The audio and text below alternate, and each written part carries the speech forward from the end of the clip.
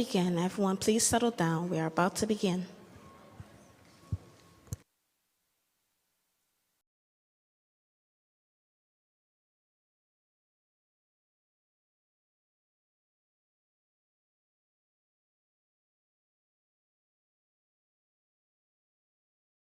Good afternoon and welcome to today's New York City Council hearing on the Committee on Children and Youth, Join with Education. At this time, we ask that everyone silence all electronic devices. If you would like to testify, please see the sergeants at the back and fill out a slip. If you would like to have any questions throughout this hearing, please see one of the sergeant of arms, and no one is to approach the dais. Chairs, we are ready to begin.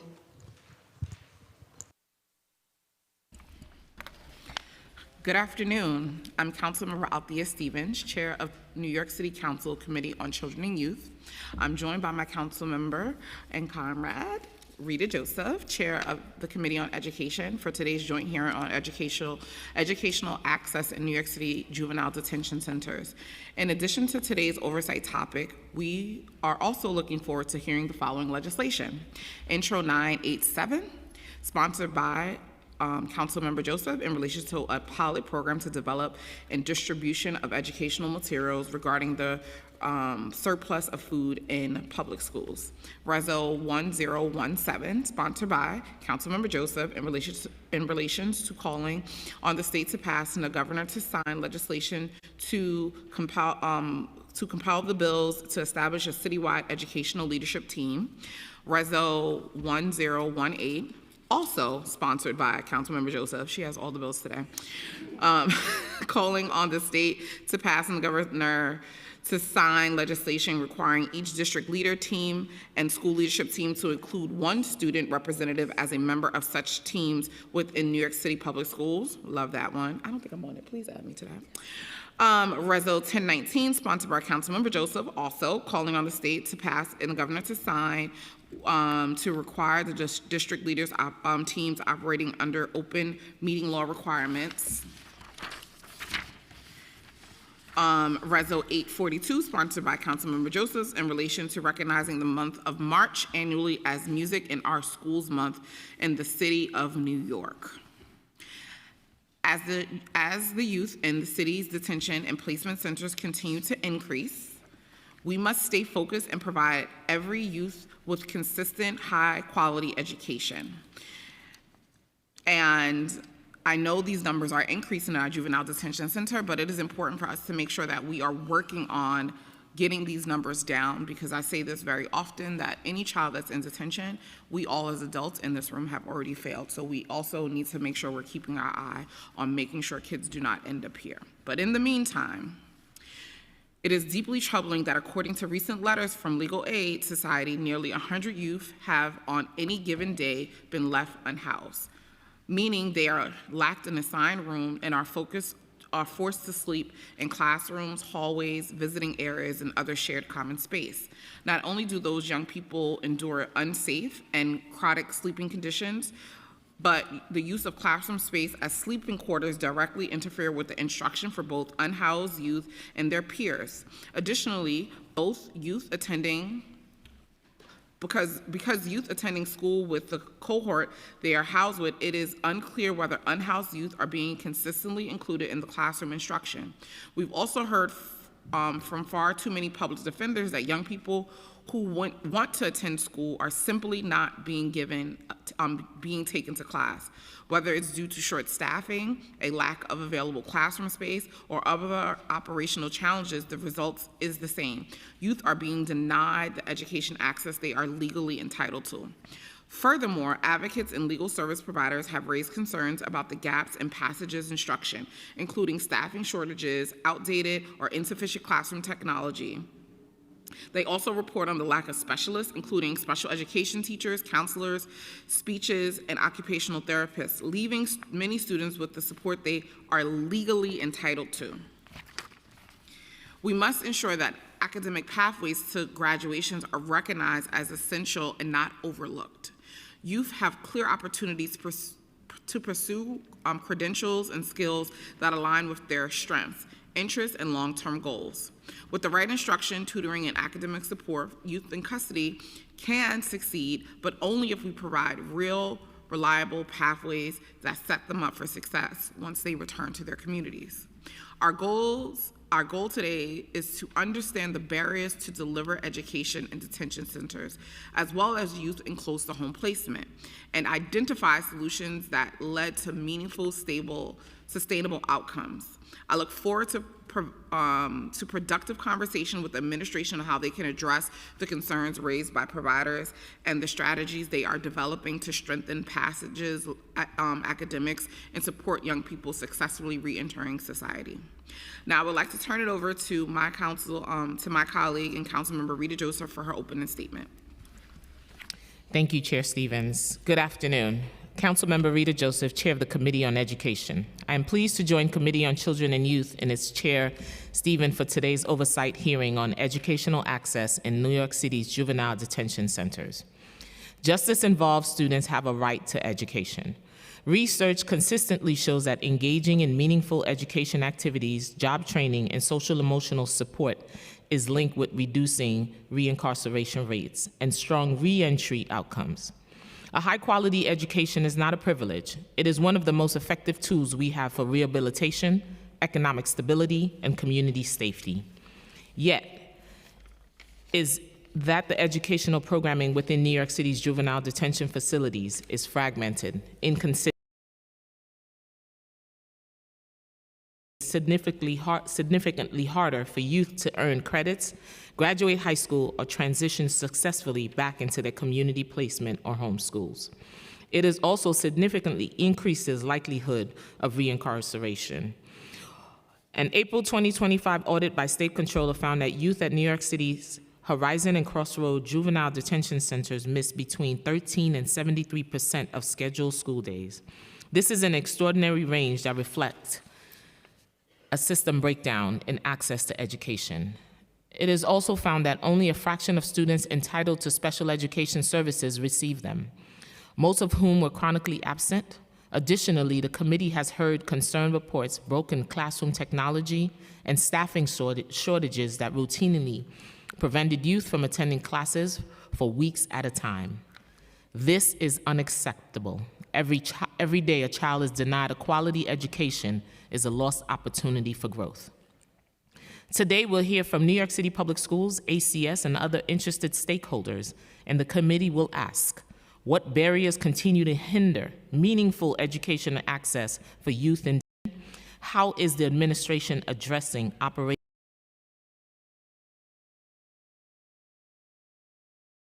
What steps are needed to ensure that every young person in New York City, regardless of their involvement with the justice system, receive the education they are legally entitled to? Thank you to the members of the Committee on Education who have joined us today. I would also like to thank committee staff Alejandro Cavallal, Chloe Rivera, Katie Salina, Andrew Lane Lawless, and Grace Amato, as well as my Chief of Staff, Giovanni Piquant and Joel Besuve, for their work on today's hearing. Thank you. Chair Stevens, I turn it back over to you. I would like to acknowledge Councilmember Williams, Denowitz, Menon, Osei on Zoom, Hanif on Zoom, and Lewis, who have joined us at today's hearing so far. I will turn it over to committee staff to swear in the first panel. Hi, please raise your right hand. Do you affirm to tell the truth, the whole truth, and nothing but the truth before this committee, and to respond honestly to council member questions? Glenda Esperance. I do. Sharif Rashid. Meredith McDermott. Chris Tricario. And Nancy Ginsburg. I do. Thank you. You may begin. Good afternoon. Good afternoon. My name is Nancy Ginsburg, and I'm the Deputy Commissioner for the Division of Youth and Family Justice at the Administration for Children's Services. My role includes overseeing ACS's secure detention facilities, Horizon and Crossroads. I want to thank Chair Stevens, Chair Joseph, and the members of the City Council, Children and Youth, and Education Committees for holding today's hearing. We are pleased to be here today along with our colleagues from New York City Public Schools to testify about educational access in our detention facilities. Education is essential for young people to recognize and reach their full potential. Prior to coming to ACS, education for court-involved youth was a primary focus of my career. Since coming to ACS, I have prioritized strengthening educational opportunities and outcomes for the young people in detention. As their testimony explains in more detail, Passages Academy within New York City Public Schools provides the education on site in our secure detention facilities. Passages Academy focuses on engaging our young people in academics and social-emotional learning, providing them with the critical knowledge and skills they need to succeed in life. I want to take a moment to thank the teachers, counselors, and school leadership of Passages for all they do each and every day to unlock the promise within our students in detention. It is a true partnership each and every school day. New York City Public Schools is responsible for educational assessment, classroom instruction, and curriculum. ACS is responsible for encouraging and escorting youth to school, enhancing educational services with tutoring services, after-school programming, conducting psychosocial assessments through our partners at Bellevue, which can inform our approach to engaging youth, and vocational training, as well as arranging for and supporting opportunities for a college education. I think it is important to set some context which informs our approach to engaging each young person academically. This morning, there are 335 young people in secure detention, 170 in Crossroads and 165 in Horizon. 7 years into the implementation of the Raise the Age law, the juvenile detention centers now hold an older population than in the past. While we encourage all the young people in detention to attend school, many are older than compulsory school age, which in New York City runs through the end of the school year. A student turns 17, measured at July 1st, and are no longer legally required to attend school. Approximately 40% of the youth in detention are 18 or older. Many young people in detention were disconnected from or behind in school prior to entering detention. Passages Academy students attended school only 44% of scheduled school days prior to being admitted to detention, and 94% of the students were chronically absent prior to Passages enrollment. These students are very far behind with few, if any, credits, and some youth have not been to school at all in months or years. As such, school attendance and success is a process of continuous engagement with our young people, listening to their goals and needs, and not always a linear process.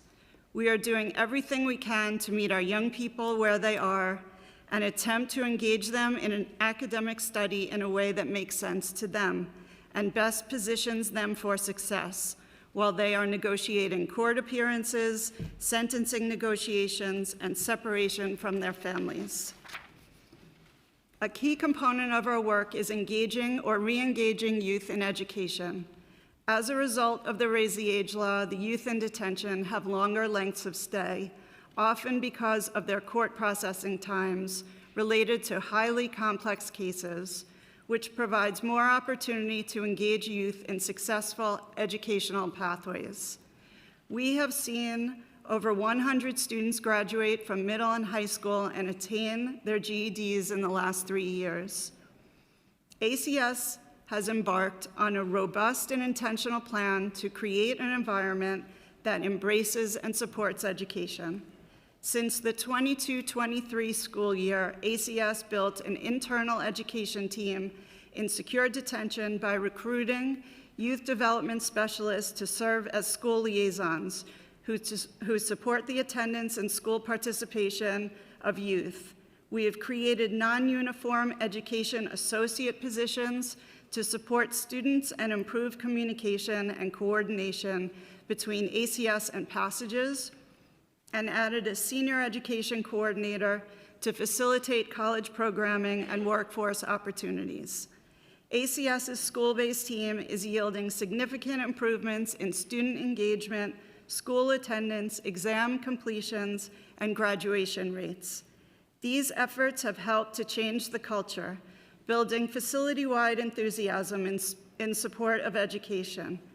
ACS has continued to strengthen this work through the consistent integration of supplemental academic intervention and post-secondary opportunities, including academic tutoring, credit-bearing college courses, and career coaching. Tutoring is beneficial for many of our young people in detention, specifically those who are preparing for a GED exam, a Regents exam, or who have low literacy or math skills.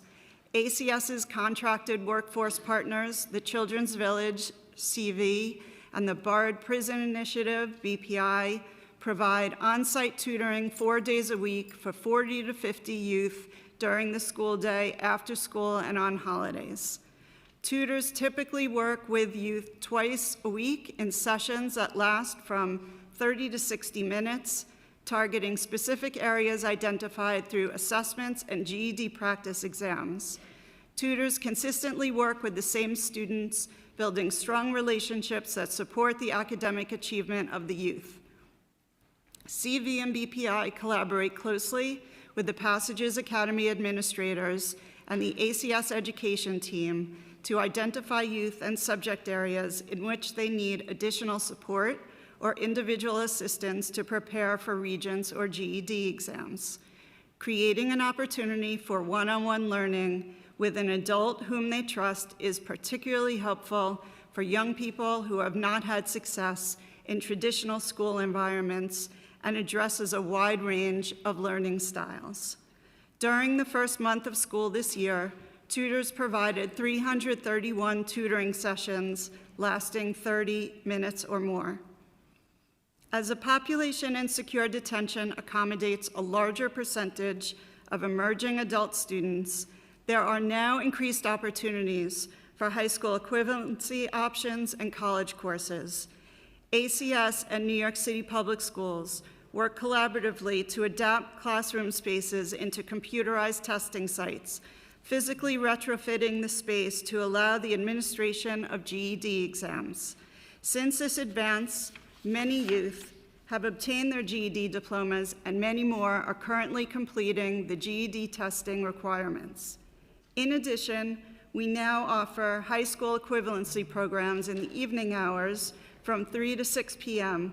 after the end of high school classes in order to ensure maximum access to academic programming. Just prior to the 24-25 school year, an MOU was signed between CUNY and ACS, and we are now in the second year of this relationship.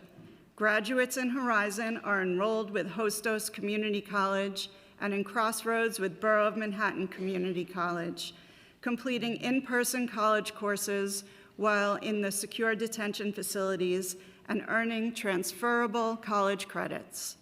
This fall, we have 53 students enrolled in college classes, with a total of 148 students who have been enrolled in college classes while in detention.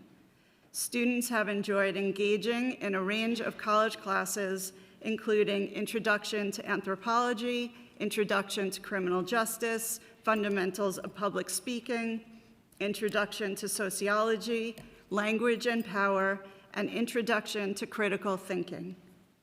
In addition to formal education, ACS has strengthened programming options, both to keep young people engaged and to broaden the depth of their experiences and opportunities for learning. The current programming menu includes incentive programming associated with the behavior management system, programming to prepare young people for the workforce, and programming that supports personal development in addition to diverse arts, recreation, and life skills options.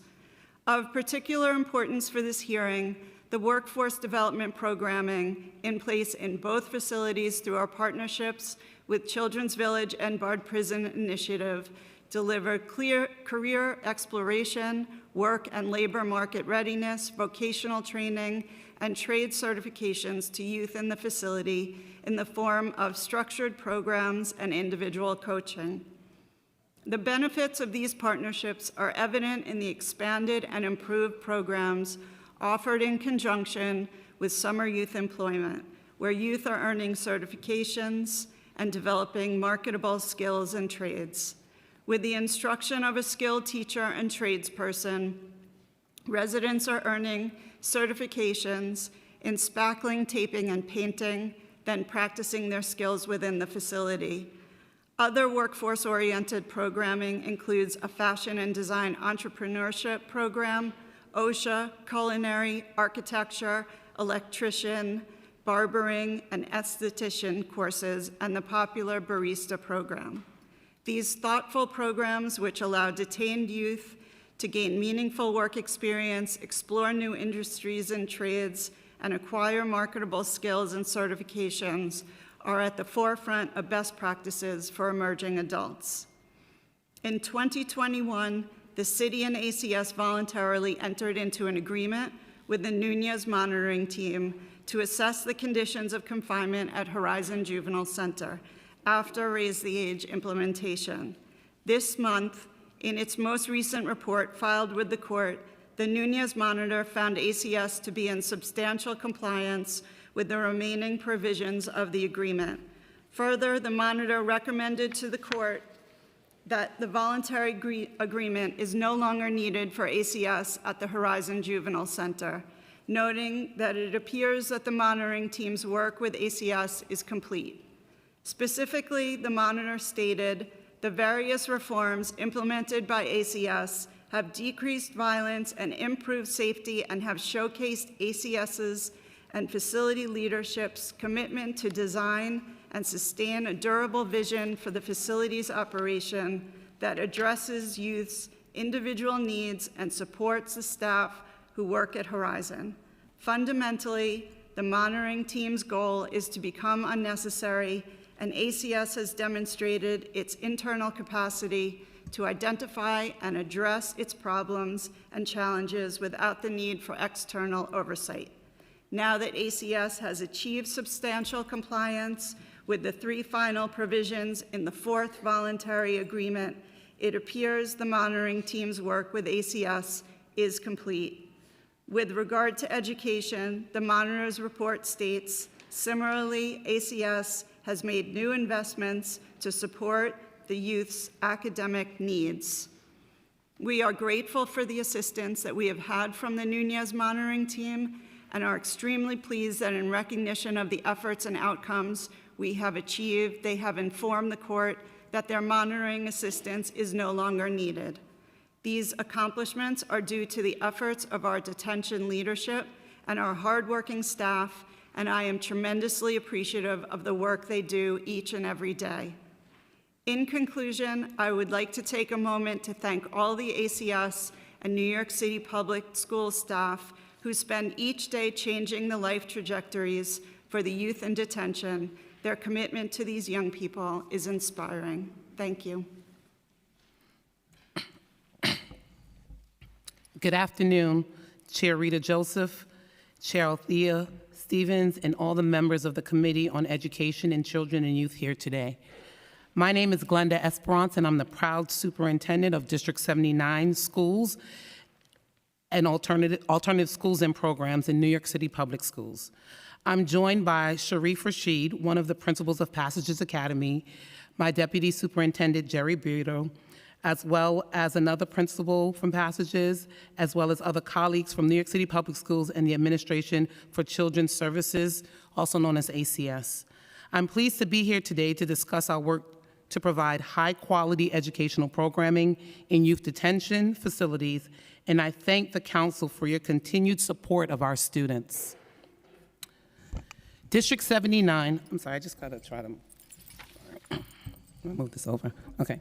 District 79 is a reimagined citywide district that serves approximately 50,000 students annually across 365 sites. Our 10 distinct programs are designed to meet the needs of students who have been disconnected from traditional schooling. Those include certification opportunities at Co-op Tech, adult education courses citywide, life supports for our student parents, pathways to graduation, Restart Academy, and our youth justice programs. All of our initiatives are tailored to provide a pathway to academic success, social emotional growth, and post-secondary readiness. Our mission is clear. We work collaboratively to help students earn high school diplomas, HSCs, and CTE certification, leveraging resources to build college and career readiness. In the process, we nurture the confidence of our students so they are equipped with the skills needed to thrive in society. This mission is especially critical for our students in detention centers, where the stakes are even higher and the barriers more complex. As someone born and raised in Brooklyn to immigrant parents and a proud product of New York City public schools, I bring over 40 years of experience at this work as a student, special education teacher, adult education teacher, literacy coach, assistant principal, director of school quality, director of special education, and superintendent. My roles have given me insight into the challenges of teaching and learning across various educational settings. I know firsthand the barriers students face in detention centers, and I believe deeply in their potential. It is my belief that providing high-quality instruction to detained and incarcerated youth is not only a legal obligation, it is a moral one.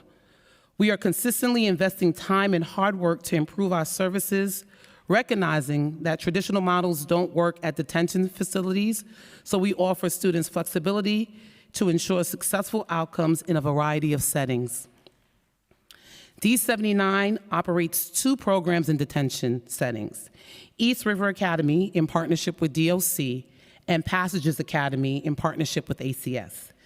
These programs provide students with access to rigorous instruction, social emotional supports, and transitioning planning. Our educators include certified teachers, counselors, and support staff to deliver instruction aligned to state standards and tailored to the unique needs of our students. Today, we look forward to providing additional insight about Passages Academy, which we manage in partnership with ACS. Passages Academy operates across 7 sites, serving youth in both secure and non-secure detention and placement settings. Each location is designed to meet the specific needs of its student population, offering full-day instruction from licensed teachers and counselors. Students in non-secure settings attend community-based sites, while those in secure facilities receive on-site education. At Passages, we ensure that students can make academic progress, earn credits, take Regents exams, and maintain continuity in their education.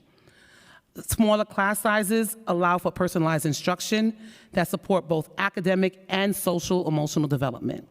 Importantly, students remain part of the New York City school system, preserving their right to return to their home school upon release. We also prioritize family engagement through 2 full-time parent coordinators and a family and community engagement liaison. We help facilitate family days and parent-teacher conferences. So, since becoming superintendent 3 years ago, I've been intentional about strengthening our educational services and putting the academic and social needs of our students first. Transition planning begins the moment a student arrives at Passages Academy.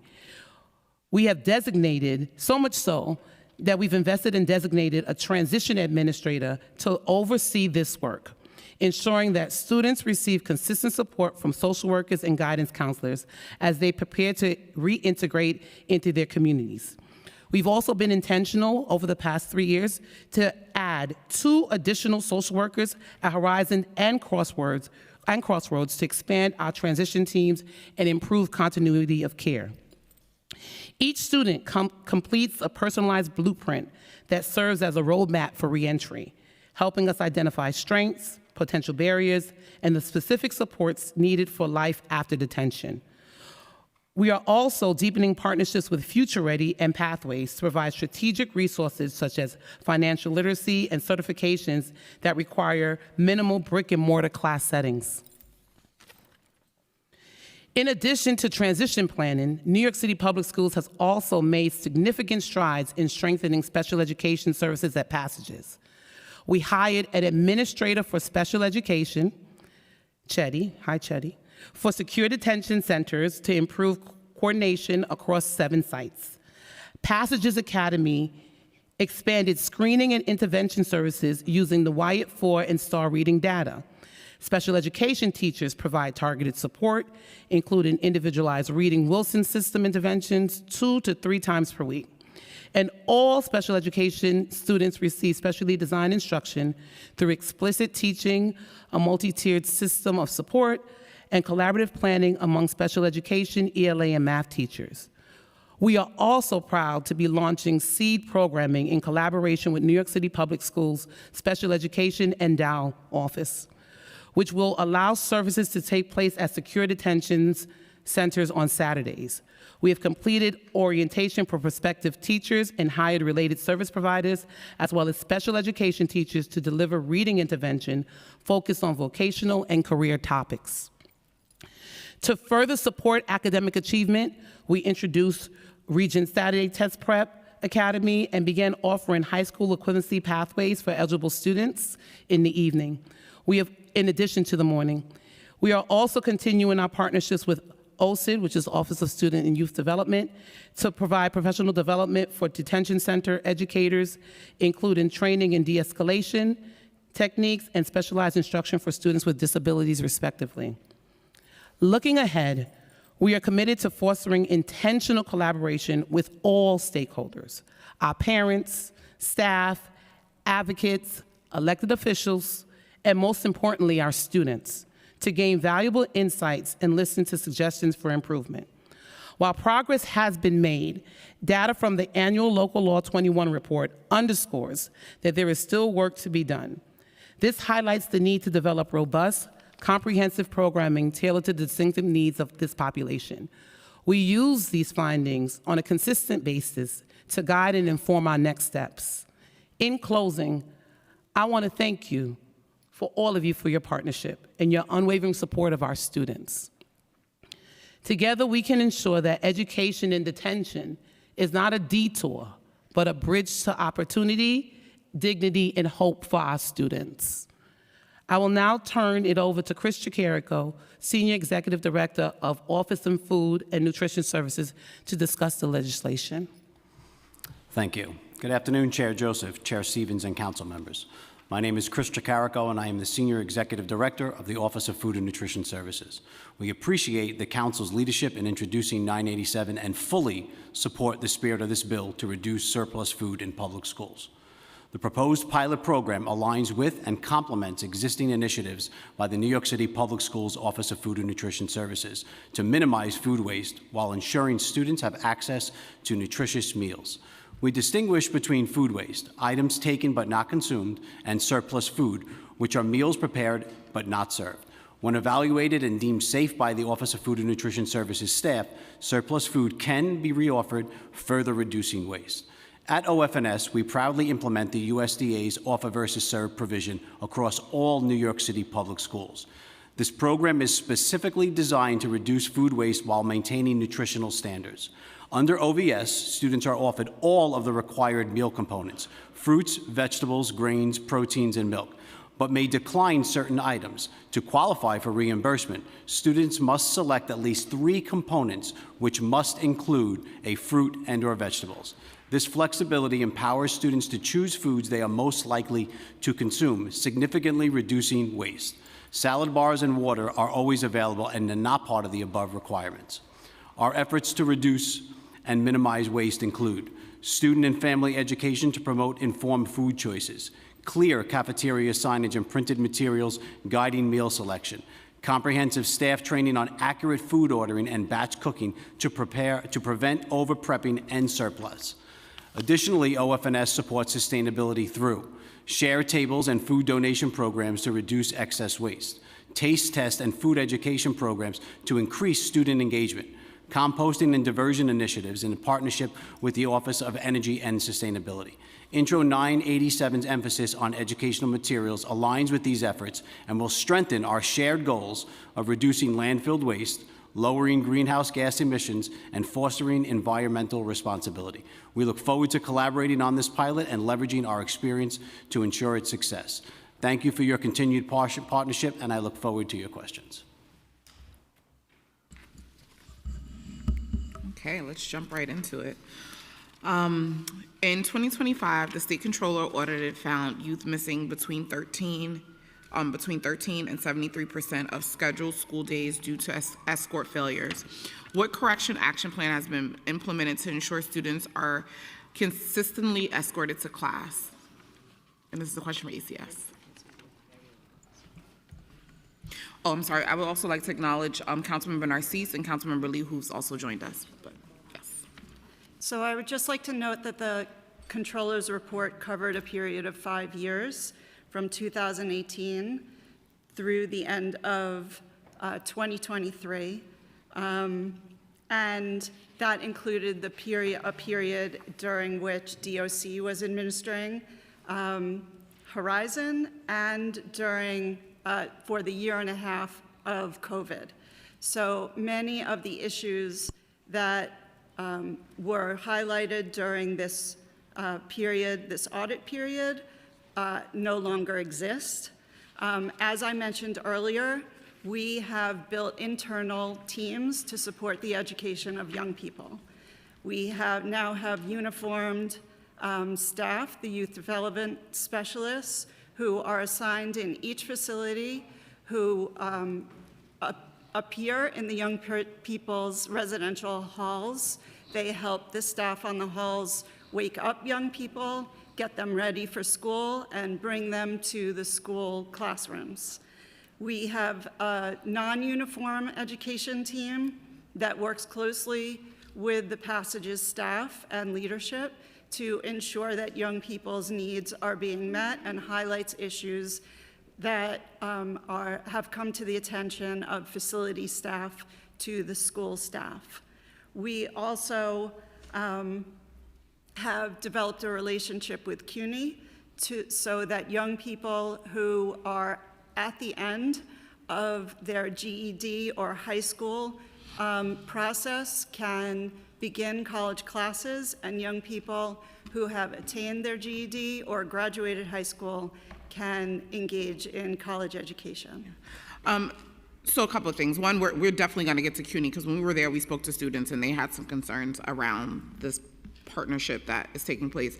But you said so I know you said that the report took place between 2018 and 2023, and so things have been updated. So are you saying today that like the youth development specialist is one of the things that you guys brought on to basically help improve the attendance? And so are we saying, so what are the new numbers around ensuring that students are getting and being escorted to class every day? Do you have any numbers around that to show the improvement and to talk about it, other than kind of saying like you guys hired these folks? Because I know when myself and Chair Joseph visited, we did meet some of the youth development specialists, but that doesn't necessarily guarantee that there was an improvement. So do you have any quantified information to prove that? And that's for the taking them, and so that's for ACS. Well, New York City Public Schools takes attendance, so we don't hold the attendance numbers. I can say collectively we have seen. Even if DOE is taking the attendance, ACS is in charge of getting them there. And so are you saying you're not tracking that? The number of young people who have been attending school has increased. If you want year by year from 2018, we're going to have to get back to you on that. Okay, well, I'm a little disappointed that you wouldn't have the numbers, because to say that there has been an increase and then not have the numbers and then say that DOE is the one taking the attendance is problematic, because you're still in charge of tracking and taking them there. And so I do look forward to making sure that we do get those numbers, because I think that is important. In 2023, ACS testified that the school liaison significantly improved engagement and attendance. Given the 2025 controller finding, how is the administration measuring the effectiveness of these liaisons? So you talked about the youth development specialists and all the things, and so do you have like information on how that's being tracked and how that is actually improving the attendance? Well, we've certainly seen a large increase in graduations and middle school promotions and attainments. Do you have those numbers? Yes.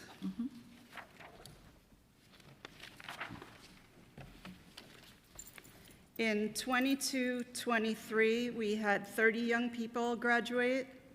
In I'm sorry, say that again? In 22-23, in the school year, we had 30 young people graduate.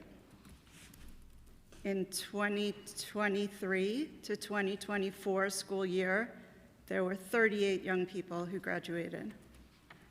In the 2024-2025 school year, there were 50 young people who graduated. And this school year that's in progress, we have had 2 middle school promotions and 6 students pass their GED. How many students were, like, so let's say in 2025 when you had 2025 and when 50 students graduated, how many students were enrolled at that time?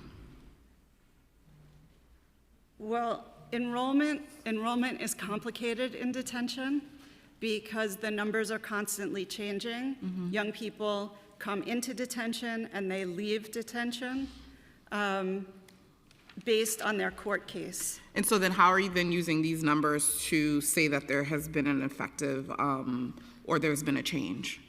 Because if you're saying that enrollment changes people, that means young people are at different points in time. So then how does this, how do these numbers then show that there actually has been an improvement? Well, 50 is more than 30.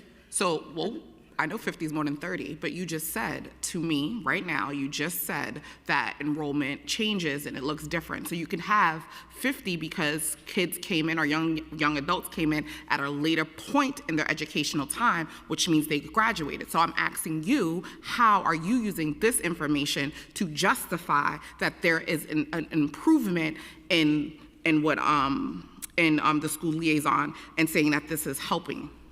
The students' academic placement and how they come in is not data that ACS holds. That's New York City Public School. So again, how are you quantifying and looking at the effectiveness and saying that this is working?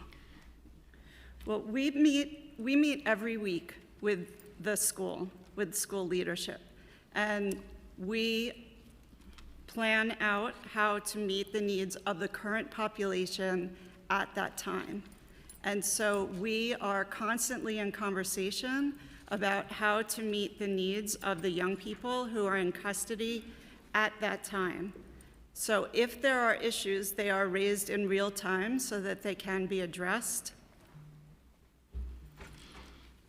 Okay, so I think because I feel for me, it doesn't seem like there's any things I'm putting in place to show that this is actually helping. And obviously, I hope that you guys are meeting weekly. And I know that there is a good relationship and synergy. But I think specifically, I was asking around the effectiveness of some of these things that have been put in. But I'll move on to the next question. ACS responded to the state controller audit citing structural disruptions and historical staffing and challenges as a context for missing school days. Can ACS clarify what disruptions remains today and why escort failure continue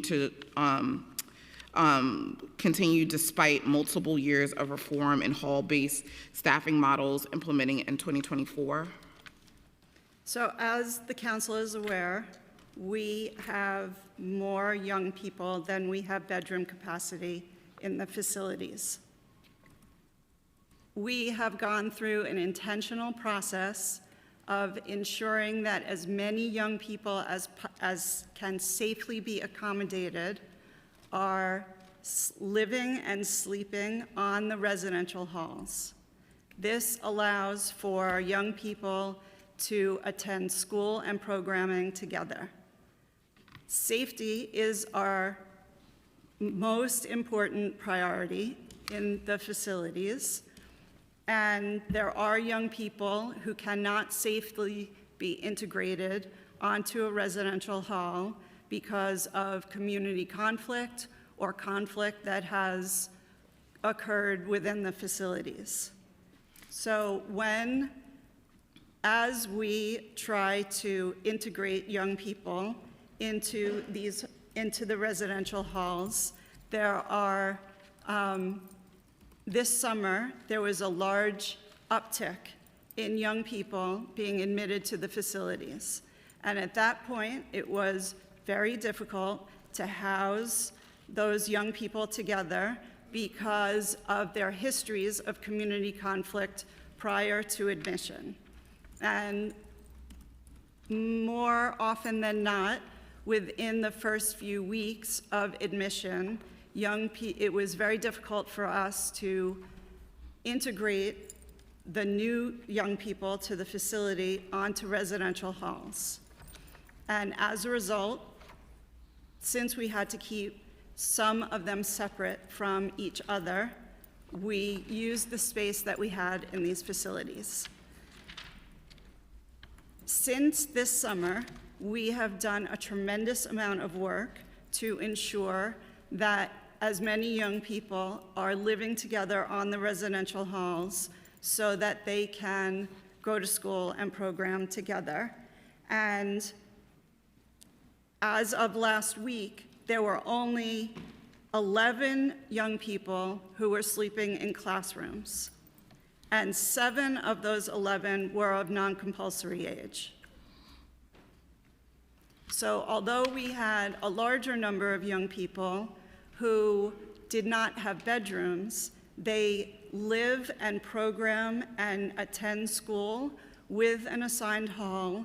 And so for the most part, right now, we have resolved most of this issue. It took a period of time during the fall to get to the place where we are now. And we have, each day, young people leave us and new young people come to us from the courts, and that changes the dynamic in the facility. We have to be aware of that and ensure the young people are safe, but we also have been having much more success in integrating young people so that they can live together. Yeah, I mean, listen, I understand like there's always going to be like these other dynamics, and working with youth, sometimes some just don't mix together and it doesn't make sense. And so it is very difficult, which is why we do need to work on getting these numbers down so this isn't an issue, right? I think that is one of the things that I know I've been talking about, and Councilmember Joseph and even Councilmember Williams, we've been talking a lot about like how do we create a decarceration plan, because the issue is there's just too many young people there that should not be there. And so obviously there's going to be challenges, but you know, this is the hand we're dealt, and so how do we move forward to make sure that we're keeping everyone safe and they're still getting the opportunity to have access to education? The next question I'm going to ask is, how many secure detention units currently operate school-based housing areas, and what percentage of youth in detention are currently placed in those units? So school-based housing areas is a DOC designation. It's not an ACS designation. Every youth who's admitted to detention facilities administered by ACS is enrolled in school if they're eligible. How does ACS coordinate with DOE when school schedules, suspension, or emergencies affect attendance? We're in conversation every day with the school leadership. So the school liaisons communicate with school leadership. Facility leadership communicates, the education associates communicate. The communication is constant and daily. So this kind of goes back to the first question. The controller order found that ACS does not consistently document or report incidents where youth were not escorted to school. What internal control now exists to ensure that ACS is accurately tracking escort failures? The education associate team maintains data. So they're maintaining the data of like when young people are going to being escorted to school or when they're not, so you guys are tracking that? Yes. But why, when I asked before, you said that you guys didn't? You weren't tracking that. We don't track attendance. Yeah, but I didn't ask about attendance. I was asking about like the escorts. So if you're tracking that, what are the numbers? Has it improved? Like, that was the first question I asked. So we were not tracking it in 2018. No, I'm saying, well, what is it now? The overall, in this school year, about 17% of the days students were not brought to school. Some students were not brought to school. So currently, we're about 17% of where young people who might not attend school. Not currently, since September. Since September. So that's the entire time. I know, and it's November. Yeah.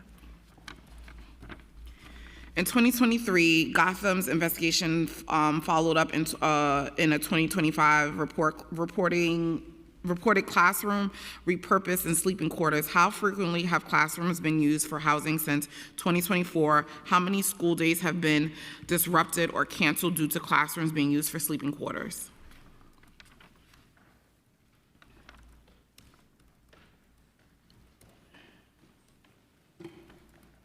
So I don't have that data. We have many students who, as I was explaining, we had many students sleeping in classrooms over the summer.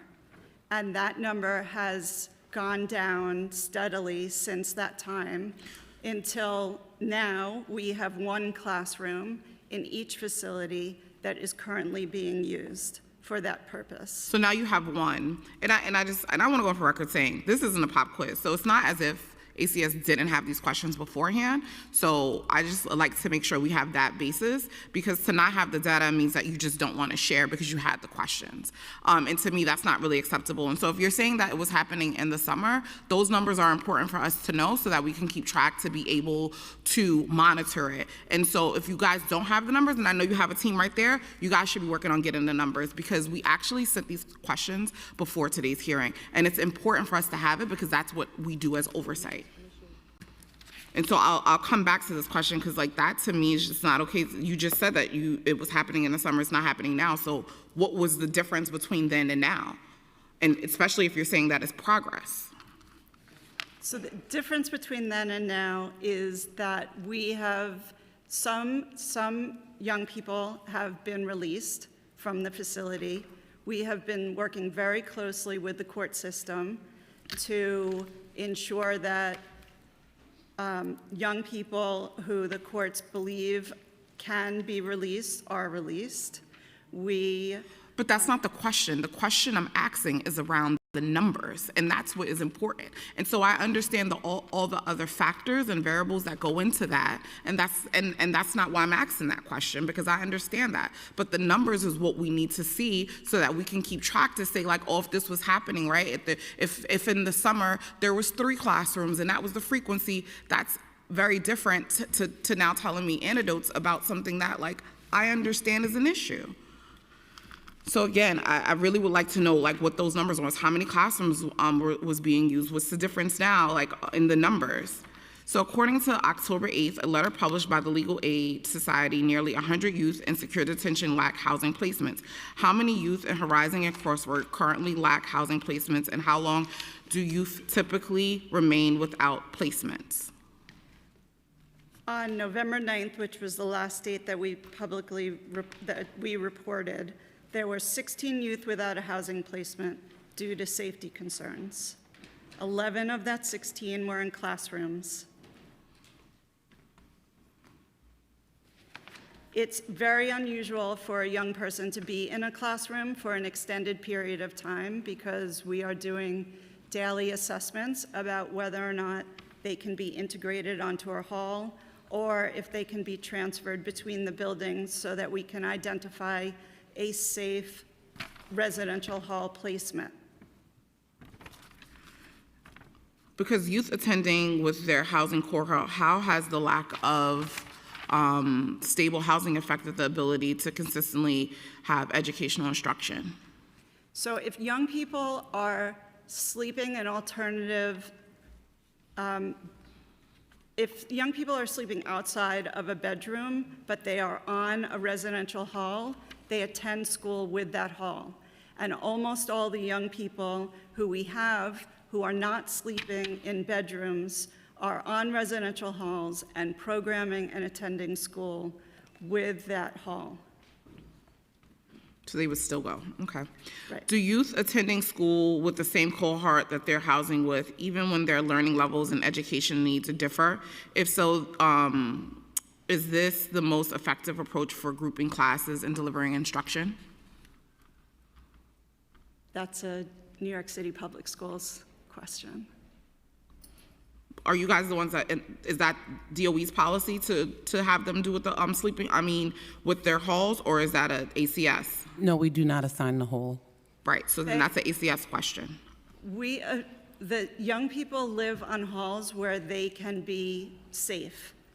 Because safety is an extremely important issue in these settings, we assign housing according to where the young people will be safe. So that's a no, because we all know that it's not effective to have people at different levels to all be there with the guise of being safe. So, I think that it is okay to say no and saying we have to prioritize safety, but we also need to be thinking about other things, because that's not helpful sometimes if you have young people at all these different levels. Well, one of the things that we have been able to work with Passages really effectively is to create a split schedule for the GED students. So because there are GED students on almost every residential hall, the young people who are attending high school go in the morning for a full high school day, and the GED program now runs in the afternoon from 3 to 6. And so young people who are not attending high school will not travel with the high school students to those classrooms. It also allows us to accommodate different groups of young people at different times during the day. And that collaboration has been critically important in delivering education to as many students as possible. Yeah, listen, I was in youth development for so many years. It's really hard to have students who might be reading on a 3rd grade level and another young person who has a 10th grade level to give them that attention that they need. And so obviously this is again an issue that we do need to evaluate, right? I think that yes, we want to make sure folks are safety is a priority, but we also want to make sure that they're getting the things that they need. And that's really what this question is about, of this is a place we need to look under the hood and say, how can we change and address this? Because this does become an issue, I believe. I don't mean to interrupt, but one of the reasons why we doubled down on our commitment to tutoring is precisely for this reason. This is a dynamic that has existed in detention for as long as detention has been running, as far as I know, at least in my 34 years. Just so you know, I'm not the right council member to say this is something that has always happened. Just because it always exists doesn't mean we should continue to do it. No, I agree with that. That's never an answer for me. I agree with that. That is why we have committed to a large tutoring budget for both facilities so that young people can obtain additional academic support outside of the school setting. And so young people obtain that tutoring sometimes on their halls, or sometimes pushed into the classrooms before and after school. No, I think tutoring is absolutely important and essential. And when we were there, we did, some of the young people did talk about the additional tutoring services. That was very helpful, but it's still not the same as instructional time. And so we all know that as well. Legal aid states that when one youth faces disciplinary action, the entire cohort loses access to classroom instruction for the day. Is this accurate? And if so, how does ACS justify denying education to youth who are not involved in an incident? That is not correct. There may be a time when there is an incident on a hall when we cannot safely move that hall to class, but it is very unusual for that to happen. And we make every effort that we can to allow young people who are not involved to attend school and programming. So that's not a regular practice, but it might have happened a few times. Legal aid reports that ACS is relying on the expansion of Horizon, which is currently more than 4 years away from completion. What interim alternatives for ACS to consider reducing overcrowding and restore education instruction now? We're working with DDC to build additional temporary housing at the Crossroads site, which is on a much quicker timeline. Which should be an 18-month timeline, so that will be quicker, and we are working very closely with OCA and the youth parts to ensure that case processing is happening as quickly as possible. Yeah, I mean, listen, I think we also need to be pushing back on the courts, because even that's some of what I'm hearing as well, that there's an extensive wait time for young people to be seen in the courts, and so that's also adding to the overcrowdedness. And so that is definitely something I know myself and colleagues are looking into and working with our state partners and colleagues, because I think it was like on average we're up to like 100 days folks are waiting to be seen, and that is unacceptable. Does ACS track the number of instruction days disrupted by emergencies like lockdowns? If so, what were the total for fiscal 2024 and fiscal 2025? We don't track that, but we almost never lock down a facility. So ordinarily, if there's an incident involving one hall, it will only affect that hall, and the rest of the facility functions as regular. Both the Monitor 6 and 7 report indicates that classroom predictability improves safety and reduces assaults. Given this, why has ACS not used the Monitor's framework to monitor educational access or disruptions? I'm sorry, I don't understand the question. I'm assuming that this is in the Monitor's report, the 6 and 7 report, indicating that classroom predictability improves safety and reproduces assaults. Given this, why haven't you used like the Monitor's framework to help with some of the things that they said? So basically saying like the Monitor gave you guys, the report gave you guys, I guess, some things to implement, and you guys didn't implement it. Education was not one of the factors that the Monitor had oversight of, and I apologize, but I'm not clear to what you're referring. Okay, I'll get back to you on that one. I have some questions around compliance, but I know my colleague, Councilmember Williams, will go into some more detail. But how does ACS monitor and report its own performance metrics related to education, like escorting, completion rate, average time to school placements, missed school days due to ACS operations? Like, how do you guys monitor that? Our education associate team monitors that. So they're the ones who are tracking all of that. How many people are on that team? Two to three. At each facility? At each facility.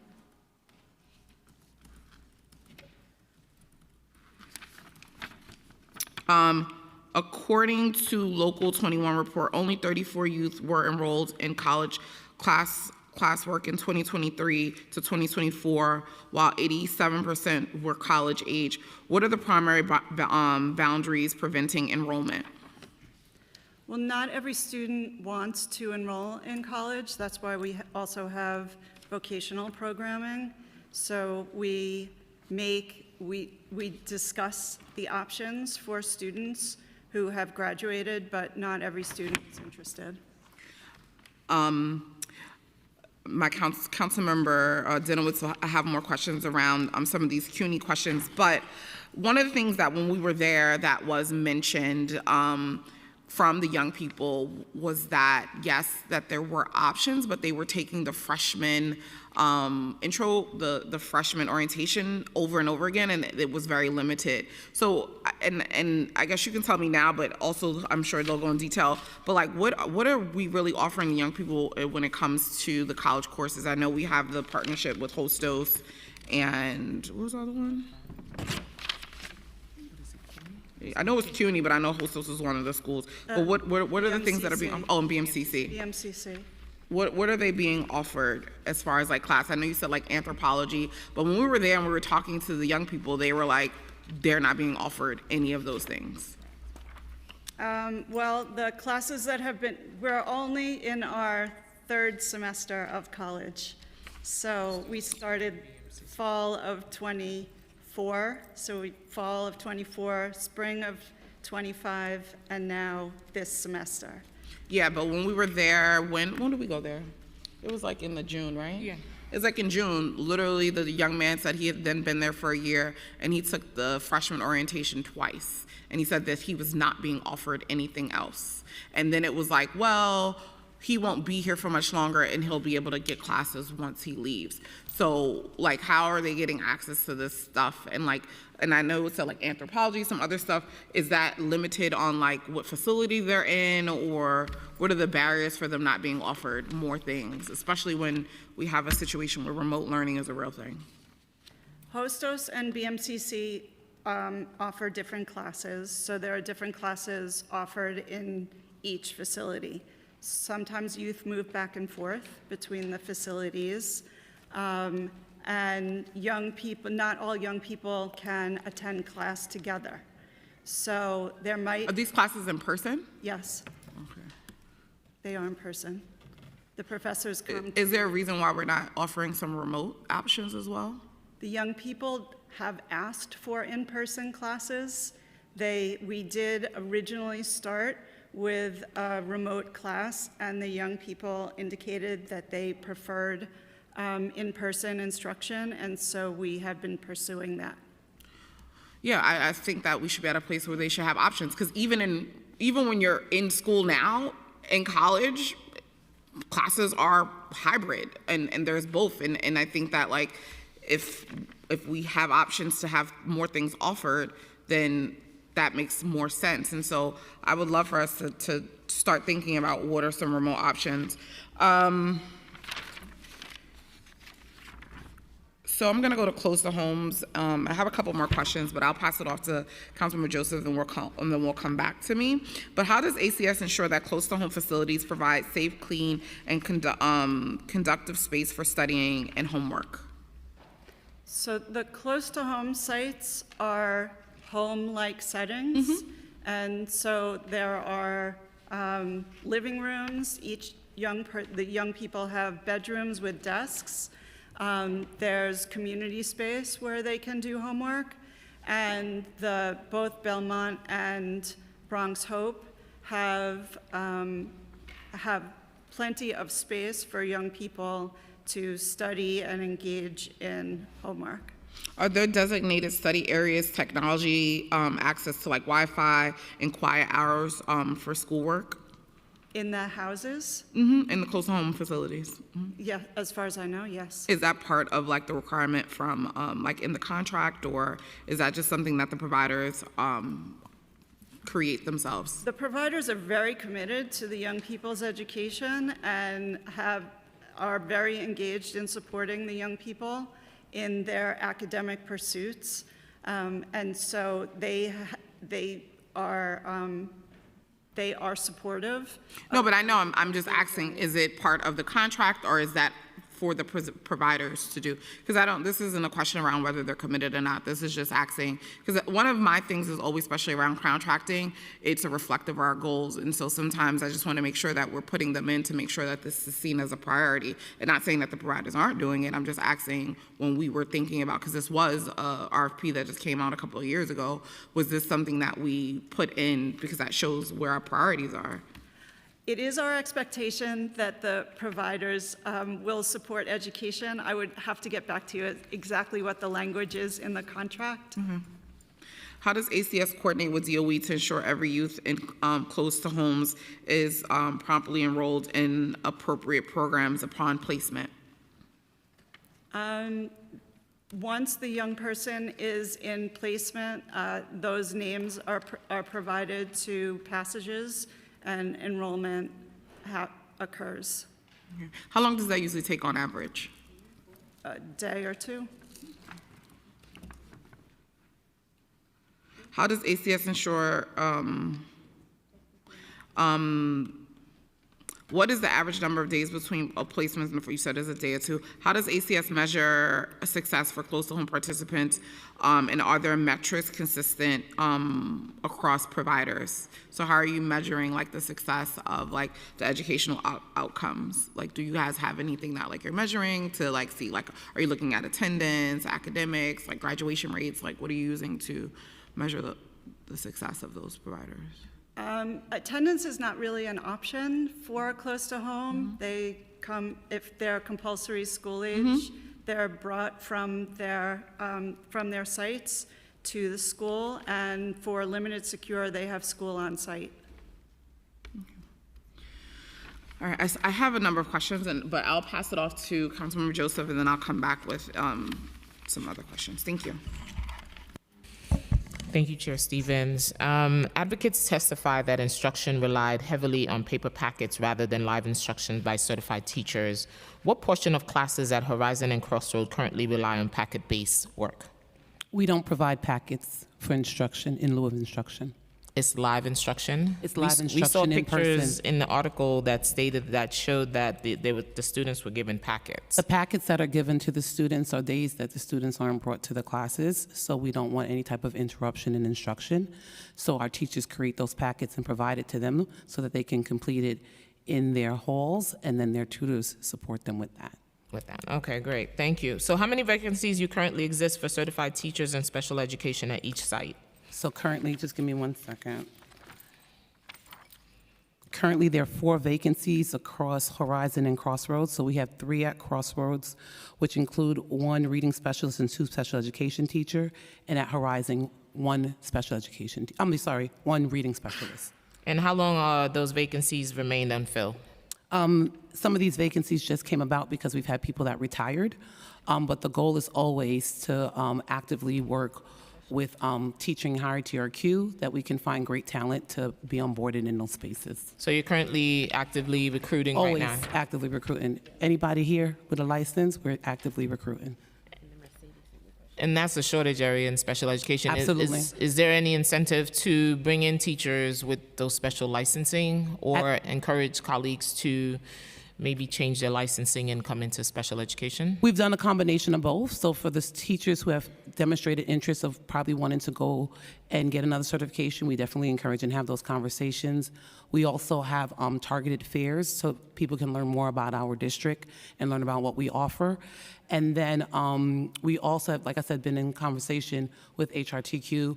We have connected with colleges so that we can get students coming right out of college to support our needs, and so that's been the work. And then one of the greatest incentives that we provide is that you change the life the minute you walk into that setting and support students on a daily basis. But there's also students with special needs are not receiving their legally mandated services. How are you helping with that? So once students are onboarded into Passages, what we do is we provide a special education plan. We're proud to report that over the past 3 years, we have been intentional in ensuring that the students complete 100%, that our teachers complete 100% of the plans. Okay. We have 88% that are done within the first 30 days, and there's maybe 13 to 17% that take a little bit longer. But that happens because we want our parents to be a part of it. So that delay of more than 30 days, that's why it's there. In addition to that, what we've done and been intentional with is that we hired a special education administrator solely for Passages. The role of that person is to review all the IEP mandates, work with programming to ensure that they're happening, and if there's a need for related services by way of RSA, she's always engaging with that department. In addition, what we've done through the partnership of Dial, that we're very proud of, that we'll be launching officially in December, but we've already started the orientation process, is that we are offering the SEED program that's offered citywide. We are creating those spaces in the detention center. So on Saturdays, students will be able to have an opportunity to do service recovery in speech, counseling, OT when necessary, as well as PT, as well as providing special education resources around reading recoveries as well. And that reading piece will be offered not only to students with IEPs, but also to any student that presents a reading delay. Are you currently doing dyslexia screening as well? Absolutely. I knew you was going to ask that question because you always do. So we started it 2 years ago. We're proud to report not only that we don't call it a pilot anymore. Right. It is what the work that we do, and that's expanded across all of our sites, all 7 sites. The teachers are trained. We are administering the Wyatt screener, as well as using our STARS in-house screener to identify the students and provide them with strategic research-based intervention. In addition to that, like I said, we have really been intentional of looking at the curriculum and you use, and we've just hearing from the students, that's one of the things that we want to do. Some of the students said, like, some of the text that you're giving us is boring. Miss, what can you do? And so what we've done and been intentional about is implementing Black Studies curriculum, because as many people see when they look at the data, the majority of our students are Black and brown children. Yes, And so what we did is not only about academic recovery, but also identity recovery, letting them see greatness so that they can emulate it. And from the feedback that we've gotten from the students, they've been really excited about that work. And how are families engaged in this conversation? For example, you talked about earlier about reevaluation of IEP services. How are families engaged in that conversation? So just to clarify, so what we do is the special education plan. And so every student that comes in, there's a conversation that happens with their families around the special education program that they have on their IEP. And so with the plan, what we talk about, we do an assessment of the present level of performance of the students, talk about supports that we can give in, not only to the students, but we also have found and been really excited about how do we make our parents, some of our parents have revealed their own literacy challenges. So we are also helping them with like adult education classes that we refer them to outside in the community, as well as just parents as partners so that they can strengthen that work as well. But we are intentional on having ongoing conversations with our parents throughout the time that our students are in the Passages Academy. Is there an in-house SBST team that does this evaluation? How is it done for young people in custody? So the way the evaluation process happens is that it is referred out. So our students do the reevaluation process, and then we do the SBST. There are some that are done on like I said, the SBST and the reeval. It's done, but it's not done in-house. It's done out externally. It's done externally? Externally, yeah. Okay. What steps have New York City Public Schools taken to replace broken classroom technology reported in 2023, such as non-functional smart boards? So what we do is we've definitely been intentional about improving the facilities with regards to smart boards and so forth. Sometimes there's smart boards that are out of function because they were just damaged over time, but that has been our intention, to make sure that we upgrade the technology as well as providing curriculum. So we've invested in purchasing new books, more interest rate books so that we can replenish our libraries. So that is something that we're committed to and continue to be committed to on an ongoing basis. And when was the last time the technology was upgraded at these facilities? I want to say we do a little bit each year. So And what was done this year? I will ask the principal. I'm sorry. Yeah, do you mind? Sir, please come to You the... got to come to the front. Sorry, Richard. Thank you.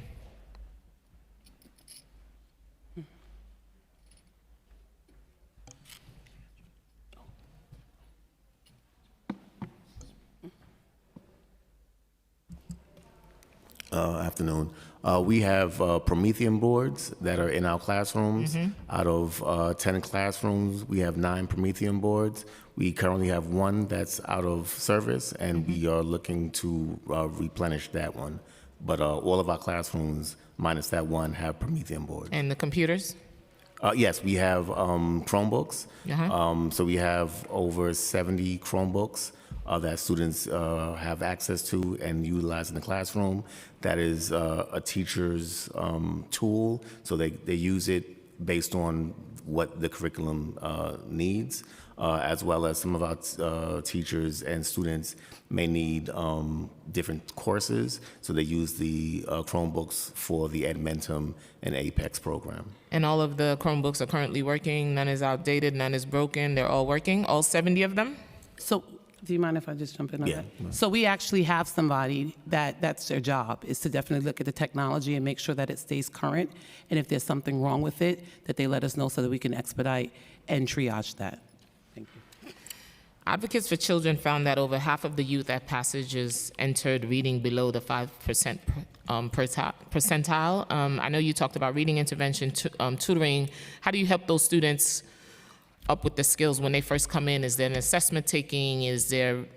What are we doing with them? So we do a formal assessment through STAR, but because the average stay of our students is probably 38 days for many of our students. In addition to doing the STAR formal assessment, we also do in-class assessments, which consists of teacher observations, informal assessments, and classroom level assessment, as well as conversations in the review of their IEP with their prevalence level of performance.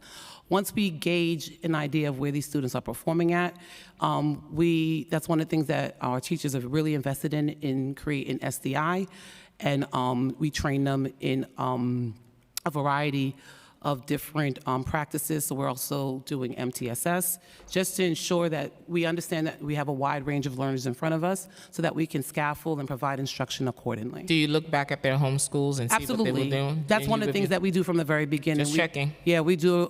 We definitely review their transcripts and call out to their home schools to find out, because I think that's the best source as well. And then we also speak to the students. Students are very transparent of what they can and cannot do.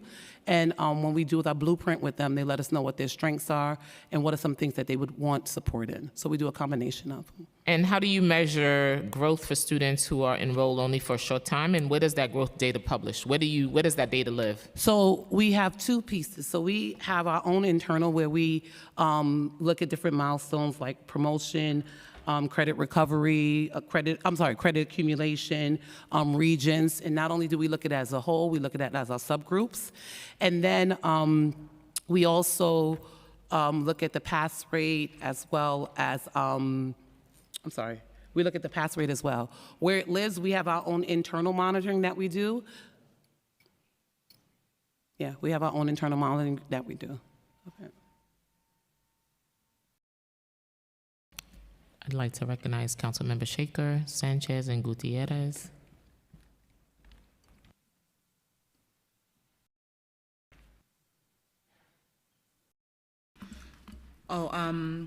Well, we had Councilmember Denton was a minute, but they've already left. So we'll go to Councilmember Williams for her questions.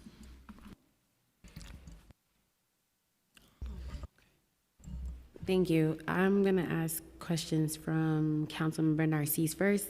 She had to go, but she wanted to say hello to Glenda. She wanted to make sure we said hello to you, her friend. She appreciates all the work that you do.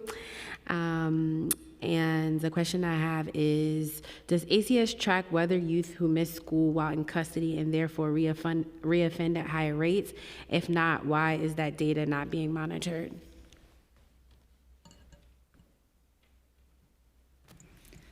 We do not track that. That would be very difficult. We don't have access to that information. The reoffense rates, many of the young people are over 18 when they leave us. They don't come back to us. We don't have access to that information. Okay, and her other question was, has ACS conducted any internal performance reviews or disciplinary actions related to escort failures in the past 2 years? If yes, how many staff were disciplined?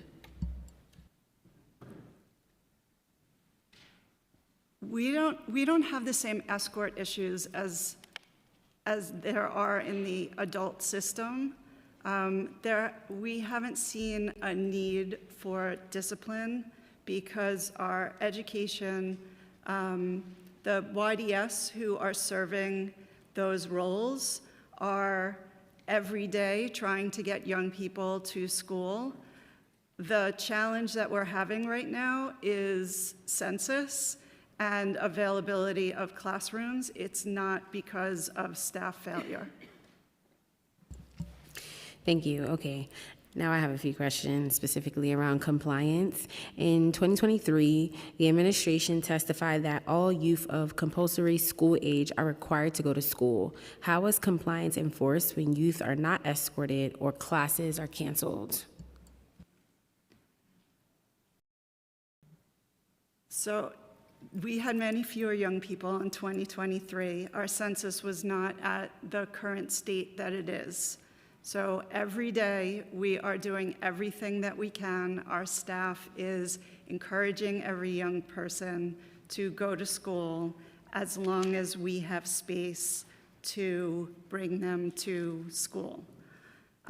Currently, as in this week, every classroom but one in each facility is available for classes, And so every young person who is eligible for school and is compulsory school age is being brought to school unless they refuse, and even when they refuse, additional efforts are made by staff to encourage them to attend.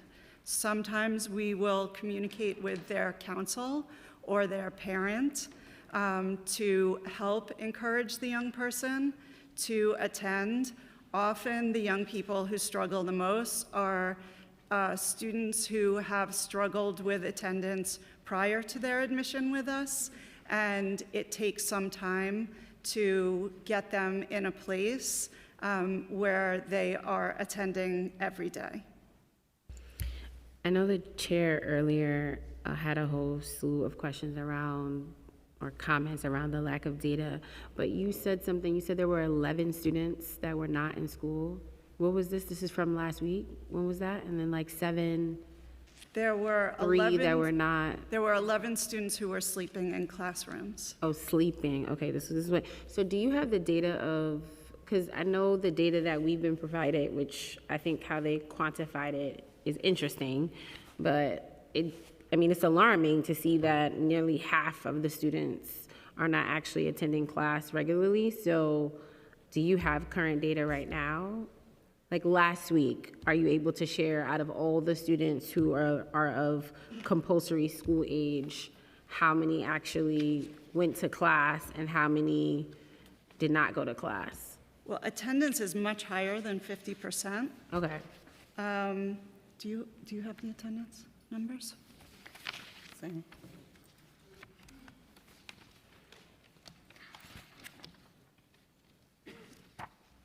See, I think we hear things from workers. Like I've heard a ton of complaints from workers in the facility around this specific issue when students don't want to go to school, this idea of like whether or not they're truly compelled to go to school, and the accountability around that seems to be a little gray. And a lot of the data that I believe the chair was requesting at least helps us to understand what's real and what's not real. Because it's hard, it's just like all anecdotal information with no clear numbers around school attendance.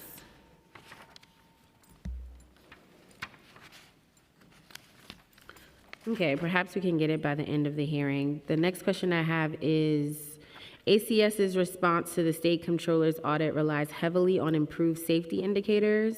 How does ACS reconcile safety improvements with the continuing failures in educational access identified in the audit and in DOE's own Local Law 21 reporting? So safety is a minimum requirement for before we can get to programming or school. The Nunez monitor noted that the rates of youth-on-youth assaults declined by 34% from the time they started monitoring to the current time. Rates of youth-on-staff assault had declined by 58%. So the safer the building is, the easier it is to move young people to their classes and to programming. Yeah, I think the question though is like, how did you do that? So how do you reconcile that? How do you balance safety and attendance, and like how do you reconcile all of that? Because by way of this question, by way of the reports and the data, one would make an assumption that safety has become a part of a variable that gets taken into consideration and or impacts educational access within the facilities, according to the audit in DOE's Local Law 21 reporting. So how are you actually reconciling that? So as the buildings have gotten safer, we have been able to produce more young people to school. How have you made the buildings safer? There's been a number of steps that we have taken. We have improved and expanded the frequency and the number of searches that are done on the halls of the young people We have seen a very significant drop in contraband in the facilities. We have implemented a robust behavior system where young people are able to respond to issues that they might have or conflict that they might have in a restorative manner. We have implemented a type of commissary system so that at different levels, young people can earn different items. They get better snacks when their behavior is better. They get better personal toiletry items and certain privileges like movie nights and activities that motivate the young people to behave.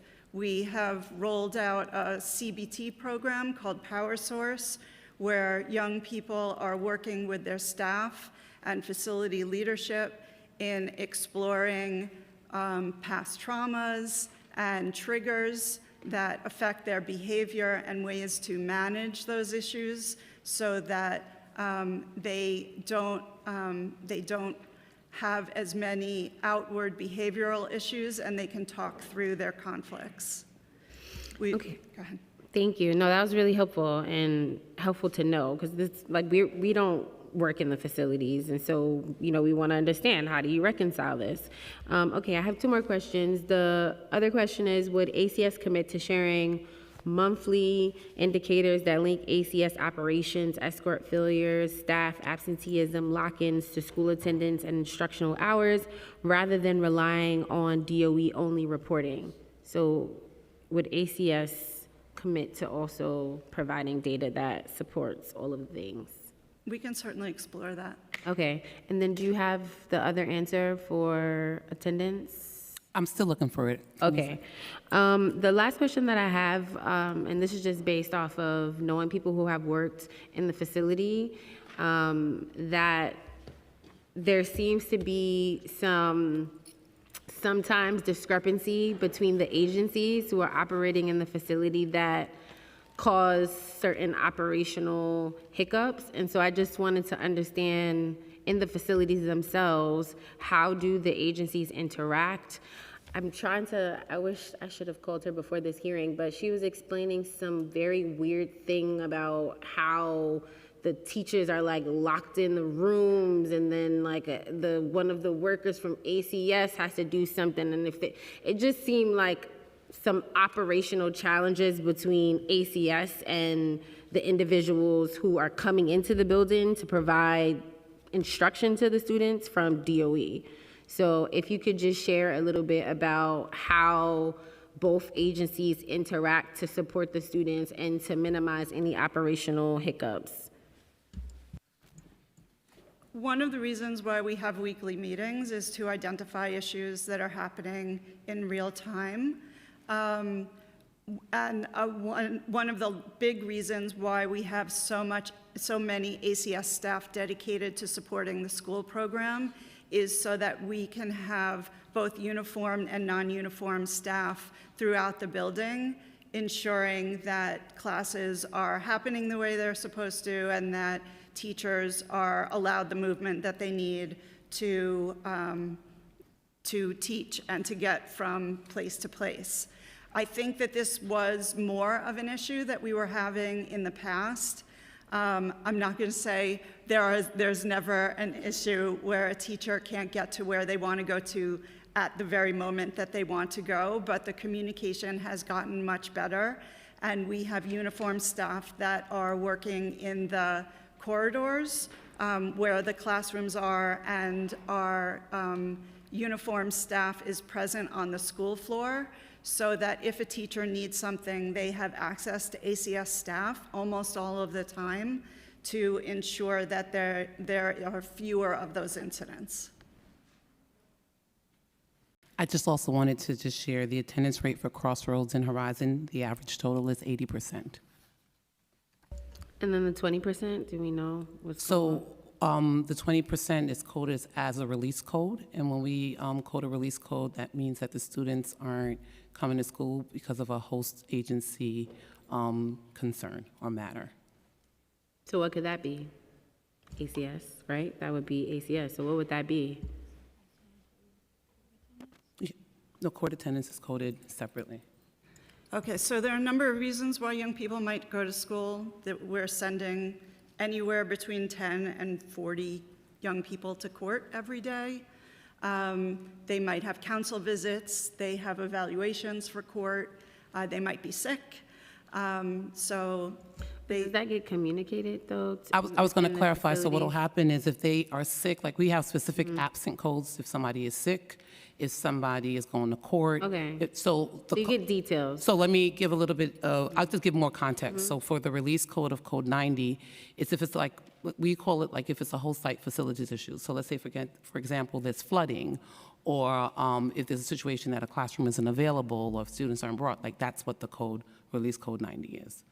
But once again, we do connect. I think that was the question that you asked. Do we connect with ACS in the morning?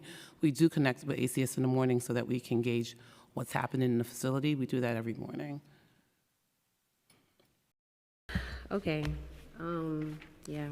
I think when I learned about this, because I learned about this from, again, people that work there, I think it's a little crazy that there isn't 100% attendance when it can be, and I know there are different things that do happen. Of course, if they have a court case or they need to prep or something like that, then I understand why they can't be in school, and I guess you can't physically drag them into the classroom, but it's right there.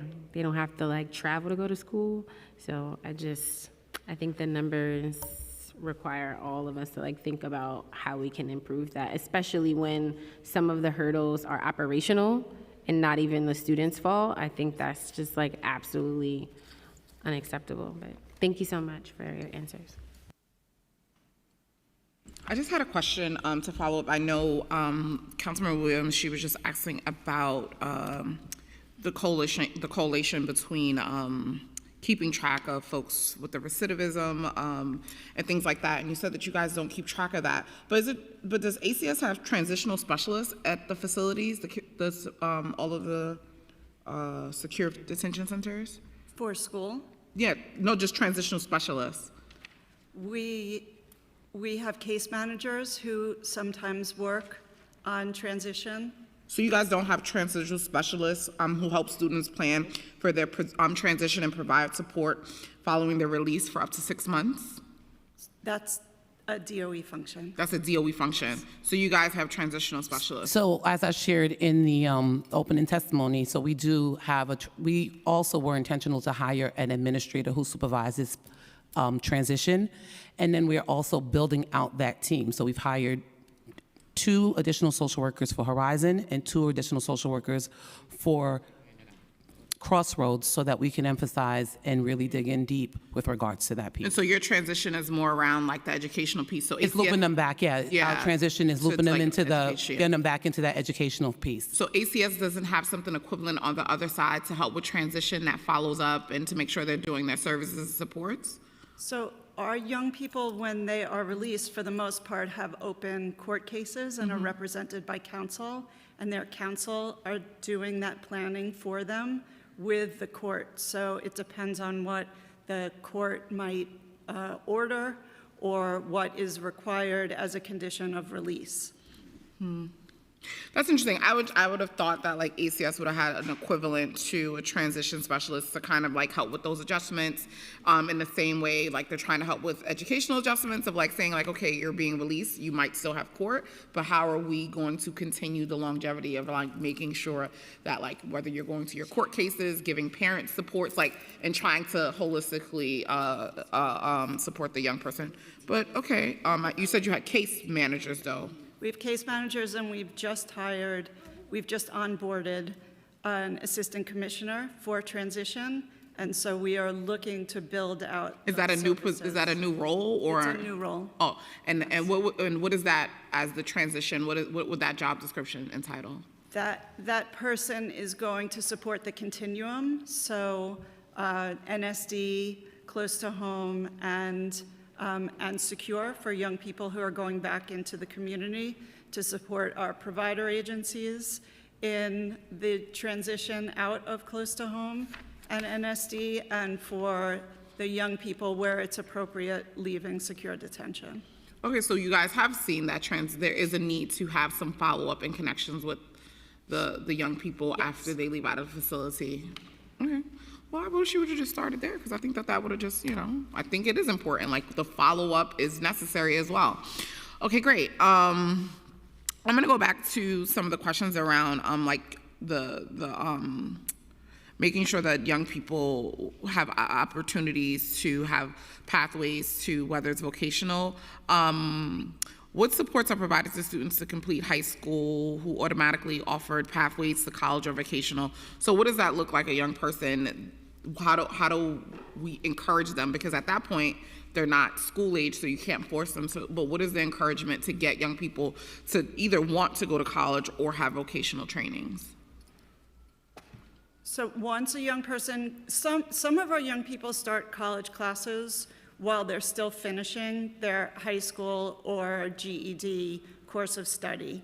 And those referrals are usually made in collaboration with our partners at Passages for young people who indicate an interest in starting that earlier or demonstrate a particular aptitude where the Passages leadership believe that they would be well suited for a college class.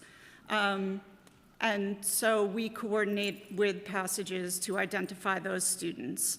Young people, once they graduate, there are conversations that happen about what the young people might be interested in after their graduation. And so some young people indicate that they want to go to college. We have some young people who've said that they did not want to go to college and then changed their minds. And so the options are always being presented to the young people, even if they initially decline. They are aware that they can change their mind and ask to enroll. Of course, it's a college enrollment schedule, so you can't start in the middle of the semester. But what encouragements are given to young people, right? Like, I think that, yes, it's great that it's there to be offered. Although, like I said, from some of the conversations we had with the young people, it didn't, they didn't feel like it was as fruitful as they would have hoped. But how do we encourage them, right? Like, we have young people who obviously have had some trauma and some challenges in their lives and now might not see that this is even a real option. What encouragements are we trying to get them to motivate them to even get to a place to even see college as an option? So we've seen one of the best motivators is seeing their peers attending college and coming back to the hall and talking about that experience. And often young people are motivated by their peers. And we've seen many young people decide to request college access because of conversations that they've had with their peers. Our staff is constantly talking to the young people about opportunities that open to them because they are in college. One of the great things about our relationship with Hostos and BMCC is if they are enrolled while they're in the facility and they're released, they can walk out of our building and go to the college location and continue classes there. Well, that leads me to my next question. How are college credits earned through CUNY partnerships recorded and transferred at release? Like, how do we keep track of that, and how do we ensure that they are able to use those credits? So we have an assistant commissioner, and that is one of her primary roles is the coordination with the CUNY schools, and she collects she tracks those credits and is in constant conversation with the CUNY leadership so that young people who are released can pursue enrollment once they're in the community. And she also has those conversations with OCFS for the young people who are sentenced so that they can pursue ongoing college once they're starting their sentence. She has been able to work with CUNY professors when young people are sentenced in the middle of a college class so that the young people can complete that class and obtain those credits remotely while they're serving their sentence. And then they switch over to the SUNY program or the community college program that the upstate facilities are associated with. Has ACS evaluated the outcomes of college-level participation, such as post-release participation in credit transfer or employment? Because we're at the very beginning of the process, we have not evaluated it, but we are in conversations with CUNY about doing that. Yeah, I just want to say, definitely, even though we're in the beginning, I think we should start how we want to finish. And so we should start making sure that that is a active practice, because, you know, I think that even when we're talking about even having peer-to-peer conversations, I think it's important for us to also let them know, like, young people who started these college courses, this is what's happened. And I think that that also could help with some of that as well. ACS has testified that it offers vocational training in real estate, construction, engineering, and more. How many youth participated in each program last year, and how many completed certification? We've had 406 completions and 291 certifications. We've had 17 programs, and 24 young people participated in each program. And I know when we went to visit, you guys were saying that you were looking to get some new things to offer young people. Have you guys finalized that list? I know that there were some RFPs out around some of the stuff that the young people wanted to see brought in. Has that been finalized? So our partners, Children's Village and Bard Prison Initiative, they contract for those services, and we have seen a number of new programs come on over the last year and a half. The most popular are flagging and OSHA. Electrical has been very popular. Scaffolding, barbering, spackling, taping and painting is a very popular class. How does ACS determine whether a youth is placed in vocational track or college level program? Is that just all voluntary from the young people? Yeah, you can do both. A young person can do both. If they indicate an inclination, some choose one or the other. Councilmember Sanchez has a question. I'll pass it to her. Thank you, chairs, and thank you for organizing this hearing on this important topic. I just had a follow-up question on something that was mentioned earlier in connection with overcrowding at our facilities at Horizon and Crossroads. We hear you enumerating the challenges relating to having older students in detention, and earlier I believe that you mentioned, ACS mentioned and identified that there are youth sleeping in classrooms and in the common areas. So can you tell us more about these conditions? Can you describe what are they sleeping on? What is oversight looking like? And if residents are sleeping in classrooms, doesn't that lead to some of the, it's kind of circular, isn't that leading to some of the challenges that you're talking about with being unable to engage the students in some of the goals that you've mentioned today? Thank you. Well, it's certainly our preference that we have as few young people in custody as possible. As you're aware, we don't have control of that number. And part of the work that we're doing every day is ensuring that the young people who can be safely integrated onto residential halls are integrated into those halls. So each facility has 10 halls, and each of those halls has a number of bedrooms, anywhere from, let's say, 8 to 16. When we go over that number of whatever that number is, we have young people sleeping in what we refer to as boats. Their formal name is a Barker bunk. They are plastic, like cots that hold a mattress and bedding, and young people receive a full set of bedding and sleep in those. Originally, when this first started, a year and a half ago, the young people were sleeping in classrooms off of the halls, not in the common areas of the halls. The young people asked if they could sleep on the halls because they wanted to be near the other young people with whom they were programming with. It allowed them access to steady staff with whom they had relationships with, and it just improved their everyday experience.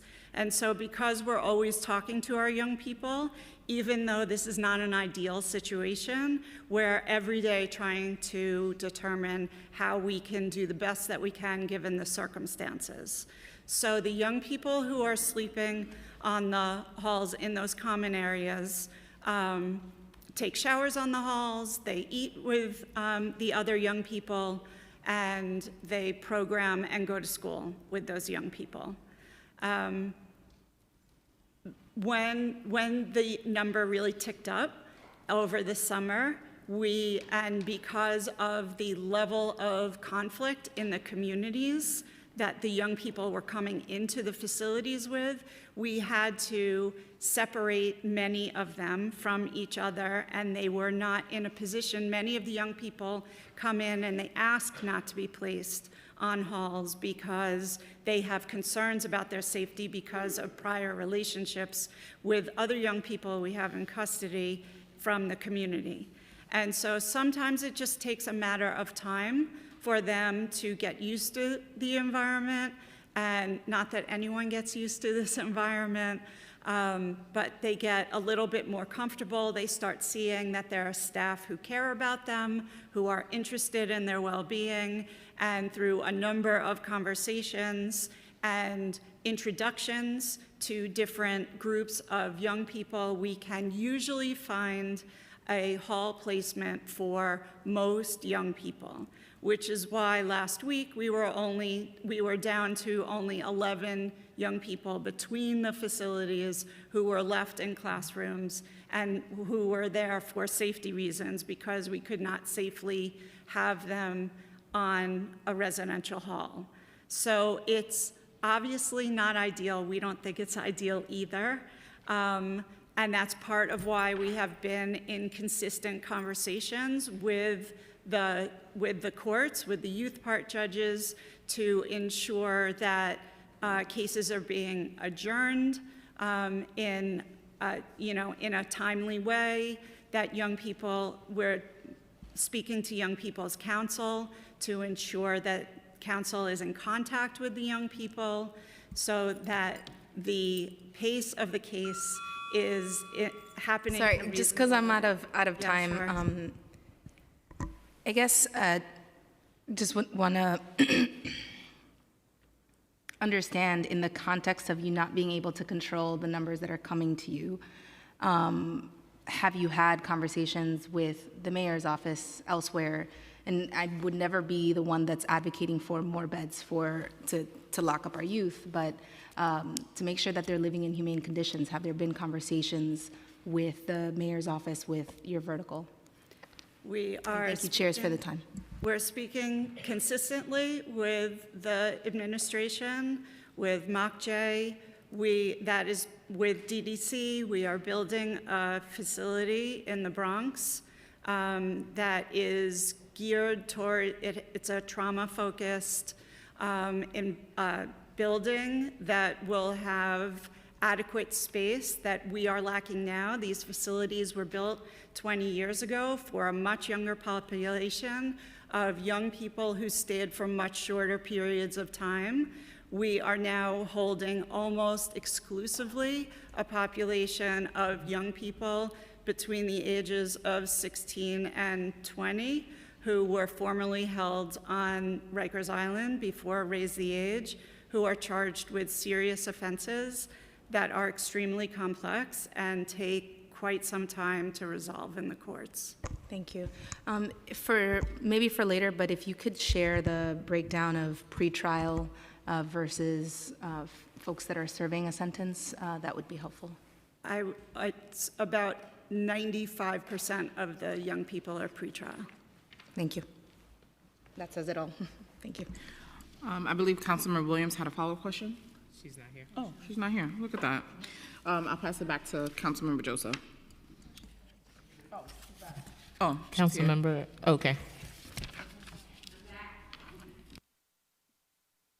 Yes, I got clarification. It was that the teachers don't have the keys And so that has caused struggles within some of the facilities because the teachers don't have the keys to get in and out of certain spaces and places in the facility. So if you can explain that, the thinking around that, why does that exist? Why don't teachers have keys?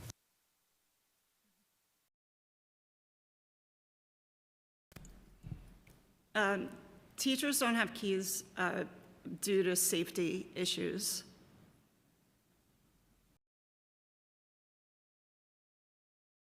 What's the safety issues? Is that the final answer?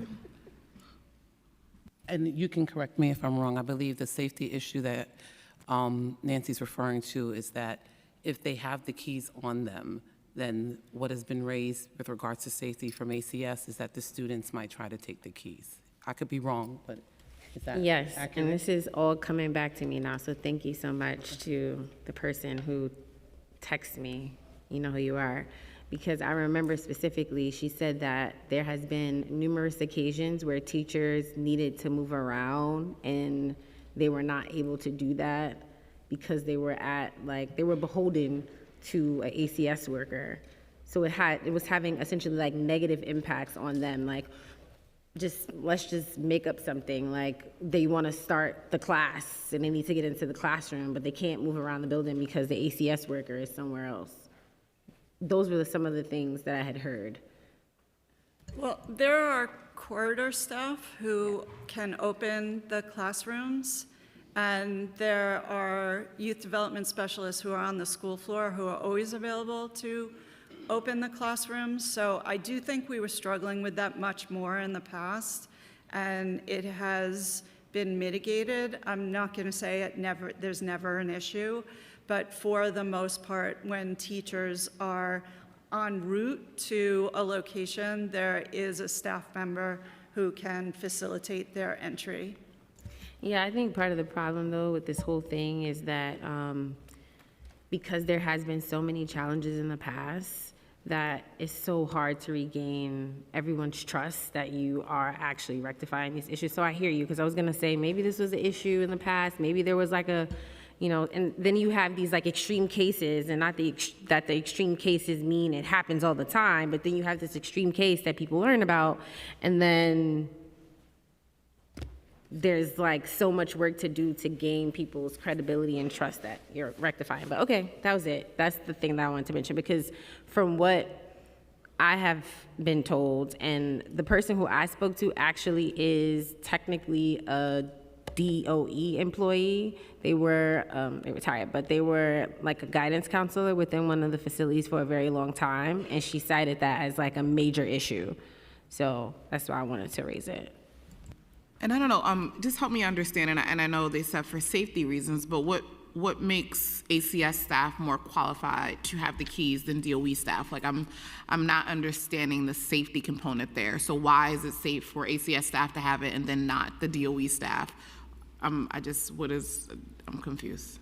Our staff is trained in managing the young people if they do things that they're not supposed to do.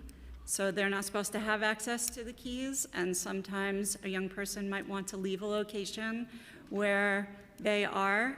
They're not allowed to do that, and sometimes they will try to get access to the keys to do so. We don't want a teacher to be in the position where they have to manage that. So our staff is differently trained and positioned. So is this a training thing? So if teachers were saying like, hey, I want to be trained because, I think that I'm just trying to get out, like, that could be a deterrent for someone wanting to be there. And just to say like, oh, well, this person is trained and you're not, like, is that a training issue then? Is that something that you guys ever even considered of, like, can be a deterrent for people? Because I would think listen, I worked at a one-year semester site, and it was like some weird things like that happened in our facility too, and I just didn't understand. And so I'm just trying to just get a better understanding of like, then why wouldn't we train the teachers to be able to also be able to keep themselves safe and be able to de-escalate those things? Our agency partners are not trained in safe crisis management, which is our tools for managing these issues. It has not come to my attention that any teacher has requested to be trained. Generally, the way the facilities work is that the uniformed staff are trained and the non-uniformed staff do not engage in those practices. That is the role of the uniformed staff. So only uniform staff has keys? Non-uniform staff does not? Uniform staff has keys for the corridors and for the classrooms. But that wasn't my question. So does non-uniform staff have keys to the facilities to be able to get it out? Because I know you said, but I'm in a rabbit hole because Not some our of this agency partners, so no. I know not the agency partners, but that's the question I'm asking is because you just said that the uniform staff and the non-uniform staff are trained differently. But then I know you also said that that folks who were in the corridors, like the youth specialists, do they have keys? Like, so. Yes, they have keys. Again, this is a place where I think we need to look because that could be a deterrent for teachers wanting to be there, right? And so I know we have a whole bunch of other questions and I'm in a rabbit hole, but I think that's a little strange to me. Thank you. At Horizon, how many classrooms are used for sleeping quarters? Right now, one. And for the other facility? Right now, one. One, not 3 to 5? No, right now, one. One for both sites? Correct. Okay, thank you. With regards to indicating the reason for a student's absent, can you confirm the definition of the R code and explain when and why and whom is it entered? I'm sorry, can you repeat the question? With regards to indicating the reason for a student's absence, can you confirm the definition of the R code and explain why and by whom it's entered? I'm sorry, that's a New York City public school. So the release code 90 is used when students don't have the opportunity to attend school due to a decision made by the host agency. So for example, if ACS doesn't bring a group of students to school, like I said earlier, because of flooding concern or safety concerns, that's when the code is used. So note that when attendance release, students are not counted as an absent because they did not have the opportunity to attend school. Release code 90, that's our code, is only available for use in East River Academy, as well as for ACS. And who enters that code? We do. We enter. You enter it. Okay, is the R code exclusively for escort-related absence, or does DOE apply it for other types of operational barriers inside the detention? What is it exclusively used for that? The R code is exclusively used when students are not brought to the classrooms. That's the R code that's used. So can New York City Public School distinguish between absence caused by ACS, missed escort, and absence caused by facility-wide, for example, lockdown, classroom unavailability? If so, what are the codes? That is something that we can explore, but we do have different absent codes when students, like I said, are sick. If for some Would you reason- be able to get that back to the committee? That was something we would love to see. Okay. Okay. Definitely. And do you do any internal audits or R codes absence? If not, why not? I'm sorry, can you repeat that again? Do you conduct any internal audit of the R code absences? We do. So with our R code absences, as Nancy shared, we have weekly meetings. And so we discuss the attendance issues during that meeting. That's one of the agenda items each week. And then when you meet, do you come up with solutions as to how do we lower those numbers of absences for students attending coming to classes? That's always the work at that collaborative meeting, is how do we triage and come up with a comprehensive plan to address it. We would love to see what that plan looked like. What percentage of total absence for youth in detention are coded as R? And what are the other codes? What are the percentage for the other codes as well? Yeah, hold on. Currently, for this current school year, it is 16%. Or 16 or 17% for this current so as of September 1 to 11/12, 16%. And the other codes, what are some of the percentages? I know I have it. So some of and we don't. I can forward that information to you. The committee is interested in that. Yes, I just want to give you like some of the codes. It's like absent, agency appointment, illness, special events, so I can send that information to you. That would be very helpful. How many R-coded absences were recorded in the last school year at Horizon and Crossroad, and how does this compare to the 2 previous years? Give me 1 second, because I know that's included in the legal law 200. I just have to find the page. Give me a second.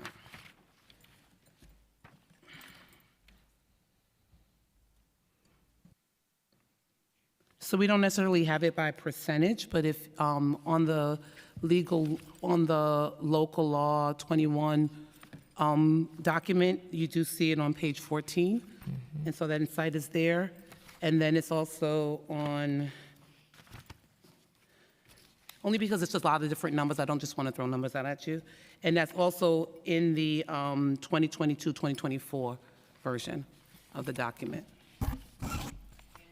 For students with disabilities, does New York City Public School report R-coded absence to New York State Education Department? We have, well, the code is documented in their attendance record, so it'll follow along with them. It follows along with them, and okay. And you said earlier you do meet for corrective action for if a student shows up for too many times absence, you flag Absolutely. that? Yeah. Okay.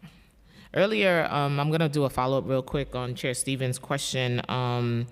We found that Advocates for Children found that nearly 78% of students discharged were expected to re-enroll in New York City public schools, yet many received no transition assistance, and that's something I heard before. So what are we doing differently when they go back to community? How do you re-enroll students and provide the support, or do you sometimes provide a safety transfer from one school to another? Do you facilitate that? So we do facilitate, and that's why, as I've mentioned before, the work has been strengthening up that work stream. So we designated an AP to oversee that work.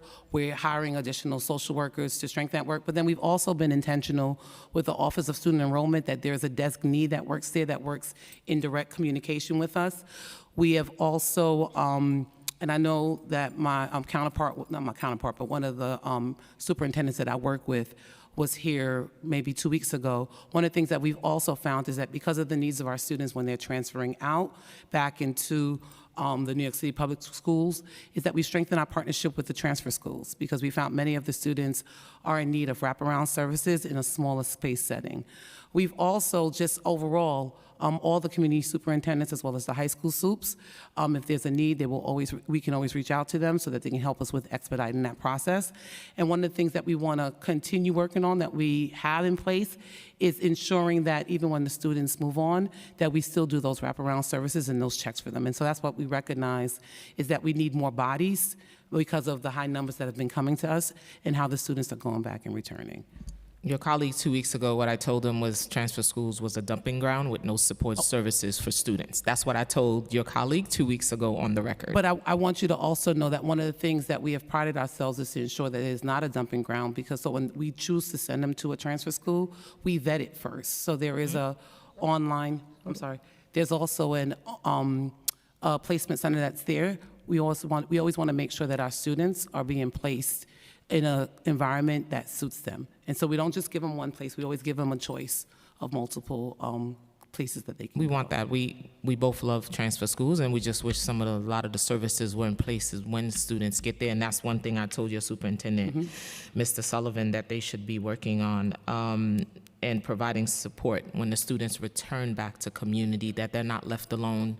And this should be a conversation with both agencies, right? What are the needs that made that student go down that path? How are we supporting them with all of the wraparound services, whether it's job, whether it's housing, whether it's counseling? That has to be around that student in order for that student to succeed. And can I also just extend, because we absolutely agree with what you're lifting, what we've also been able to do is not only leverage the traditional models of going back to their home school, but we leverage the resources that we do at large in District 79. So we have some students that after placement, they might go to a traditional school, but we've given them access to co-op tech so that they can get a skill or a trade that's there. If they go back to their home schools and they happen to be a student parent, we give them access to what we can give them at Life. If they happen to go back to their home school and they need credit recovery, we give them access to the YABC. So I think that's some of the things, when I talk about the transfer school, what we're working with collaboratively is how do we leverage the resources that we have in D79 overall with the space and infrastructure that's in the that's in the transfer school, so the students can get that wraparound services that you emphasize. That's definitely important that we agree with. It's important. I remember back in 2023, I brought this up, and I'm going to bring this again. Why do we continue to release young people from detention without school placements, despite New York State education legal requirement for transition planning and district liaison? How fast does someone is already there to welcome that student and make sure they're going down the right path and having all the support in place? So transition begins at the very beginning. So I know that was something that I think in one of the references was like, how do we make sure that there's no interruption? Correct. So we have outreach and we engage with the homeschools to learn about what the student was doing, where the transcripts were, what's the most ideal pathway. And we have those conversations with the students and the parents throughout that student's time that's here. Part of the assignment, and I might say not assignment, but what happens to them when they're on the way out of passages is not always, it's not determined by us. It really is determined by the courts. And once that information is provided to us, then we are able to thread them through the NP. So in some cases, it might be that, no, you have to stay longer. In some cases, you have to go to a different assignment. In some cases, it might be a non-public school setting. The only gap that we've notice that we are working on is that information gets provided and it takes 24 hours for it to be uploaded, but that's something that we're doing internally to make sure that it's very smooth and swift. But the goal is to really expand the capacity of our teams because, like I said, we have a high number of students who have been coming in, and we just want to make sure that we have the capacity to give each one the individualized attention that they deserve. How do you track students who fail to return to school after discharge? Does ACS notify New York City Public Schools, courts, or the attorneys? How does that work? So what we do internally is what we track is the number of students that once we have provided them this new space to go to, what their attendance record is like. But I don't know what ACS is. But the attendance before 17 and 18-year-olds averaged 42% in 2025. So what happened to the rest of the 53? So what we have found is that many of the students will begin, and then when we do outreach, some parents will say, well, you know what, the student doesn't want to come, or there's numbers that are disconnected. So that's what our work is, to really make sure that we get them engaged, that we stay in communication, have those information, have the documents updated so that we can really stay engaged. Hence the reason why we want to broaden that Are we work. using social workers and attendance teachers to collaborate and do that work together? We do that, but like I said, we need, because it's the high volume that's coming to us, we do need more bodies to man that piece. So we got a lot of hiring to do as well. But I don't know what you guys don't do it. No. They don't do school transitions. You do all the school transition, and who's your partner in this work? What other agencies other than New York City Public Schools? It's the majority is New York, for the most part, it's New York City Public Schools in our different departments. But we can explore what other agencies can support us with this. We always say the agencies don't talk to each other when they should be doing this work in partnership and not in silos. Earlier you mentioned about transition specialists assigned to each detention facilities. What's the student ratio? What's the students specialist ratio? Give me one moment, I'm sorry.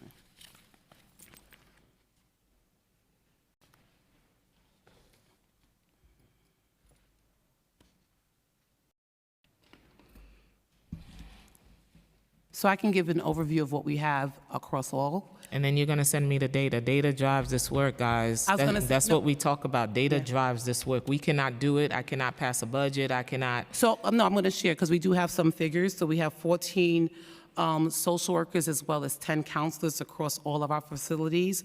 The social worker is the primary point person that's responsible for providing the transition support to the students. And the goal, like I said, is to keep expanding, but the ratio changes because, remember, it's very fluid with regards to how many students are coming in versus how many students that are going out. Just give me a figure right now. If we were talking right now, what would be the student ratio? Okay. I know it changes. We know that. They're on a rotational basis. We get that. But what's the student ratio for? So the student ratio to, it's anywhere, I need you to explain this. I'm sorry. I'm so sorry. Because I don't want to just misrepresent what I'm saying.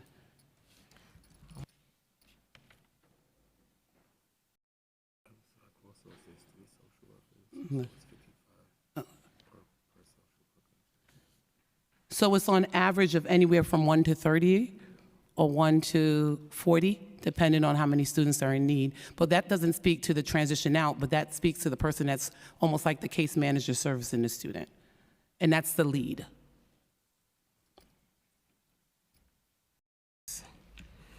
Okay. Yeah. 1 And to that's- 40, that's a lot. That's why we're trying to onboard a lot. more staff members so that we can make sure that we can decrease those ratios, because once again, the social workers are the ones that are in the lead of it, but we have other members that are part of the transition team, so we have the guidance counselors, teachers, and so forth, part of that work.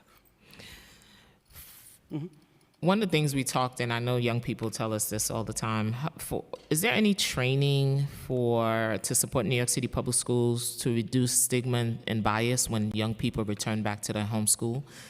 They're usually frowned upon. And I think that's the importance of why we lift the work that we do in District 79 and who our people are.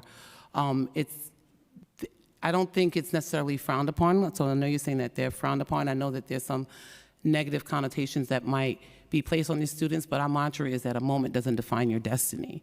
And knowing that the path to rehabilitation is education, and that's something that we always make sure that we uplift about the great work that's happening while our students are in our custody. Yeah, but outside, now that they've left you, they went back to their home school. Is there training for administrators and educators when they walk back into the building to feel welcome?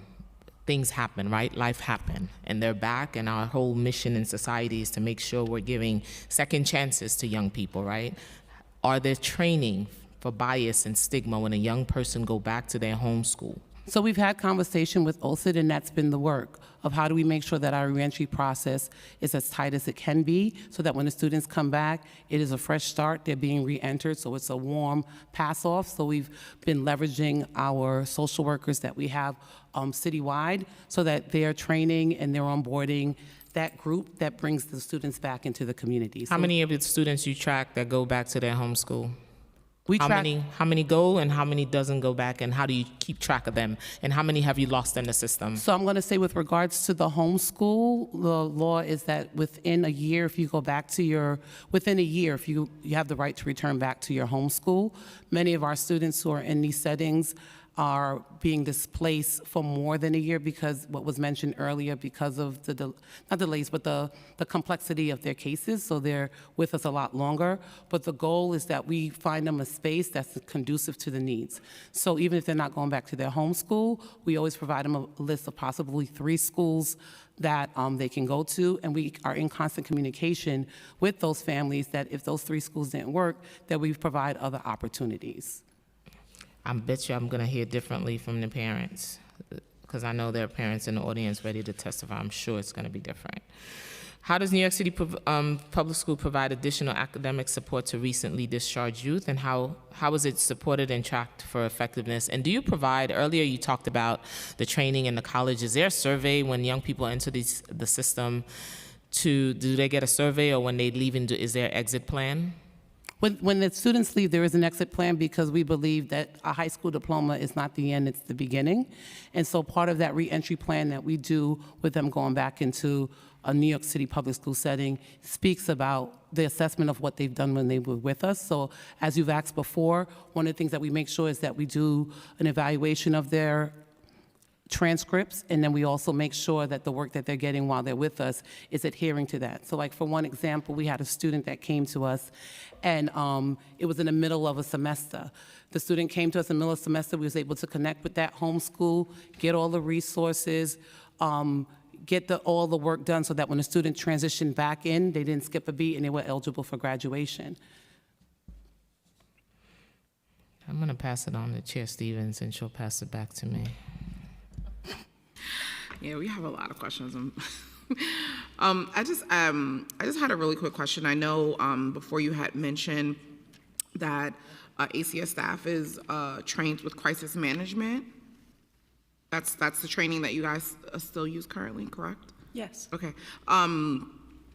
So that was created in 1982, and apparently that was to when the folks were working with younger youth and they were like much lighter weight. Does ACS think that it might be appropriate to start looking for some more up-to-date trainings for staff? Because I'm getting messages that they feel like it might not be appropriate for the setting anymore. Well, we just started, we did a small pilot of verbal de-escalation training. which we believe is going to be an important addition to SCM. We are planning to roll this out across the continuum. We did a small pilot with our providers and some staff in secure detention. We have found that relationship is critical in mitigating conflict in the facilities. And often when the young people are in relationship with the staff, the conflicts are addressed much more quickly. And by providing additional skills and training to allow our staff the tools to approach young people when they're dysregulated or upset, we have seen our most skilled staff be able to mitigate conflicts quite quickly. And we are hoping that this additional training will address many of those issues. Yeah, no, agreed. Building relationships with the young people is the best tool that we have, and I 100% understand that. But I think still making sure that they have options of training. Do you do joint trainings with like your ACF staff and like DOE or other partners that's in the facilities? Are any of those trainings joint, or is it done separately? We have done joint trainings. Is that something that's done regularly, or is that like runoffs? What does that training schedule look like? Some of the trainings, some of the trainings that we've done collaboratively are things that kind of overlap in the work stream that we do, and then there's some trainings that are done separately. So yeah, obviously, that's what I'm asking. Okay. Do you guys have like what is the cadence of those trainings, and do you guys have a list of what those trainings might be that you're doing collaboratively? Because I think that it is important that like when people are in these places, that training and things are happening consistently. And so do you guys have like a list of trainings? Because this wasn't a question, this one is a pop quiz. So if you don't have the list, I would love for you guys to send the list, because I would love to see like what and how the collaboration efforts are happening in those training moments and spaces, and how frequently it happens. We can forward that. Okay, I have some questions about students with disabilities. How does ACS ensure that youth are escorted to schools for IEP services?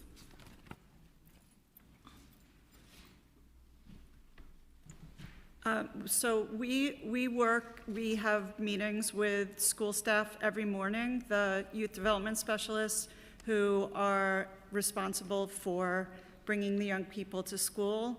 There will be a meeting in the morning to identify which young people are scheduled for counseling sessions, and there are specific efforts made to ensure that those young people come to see their counselors.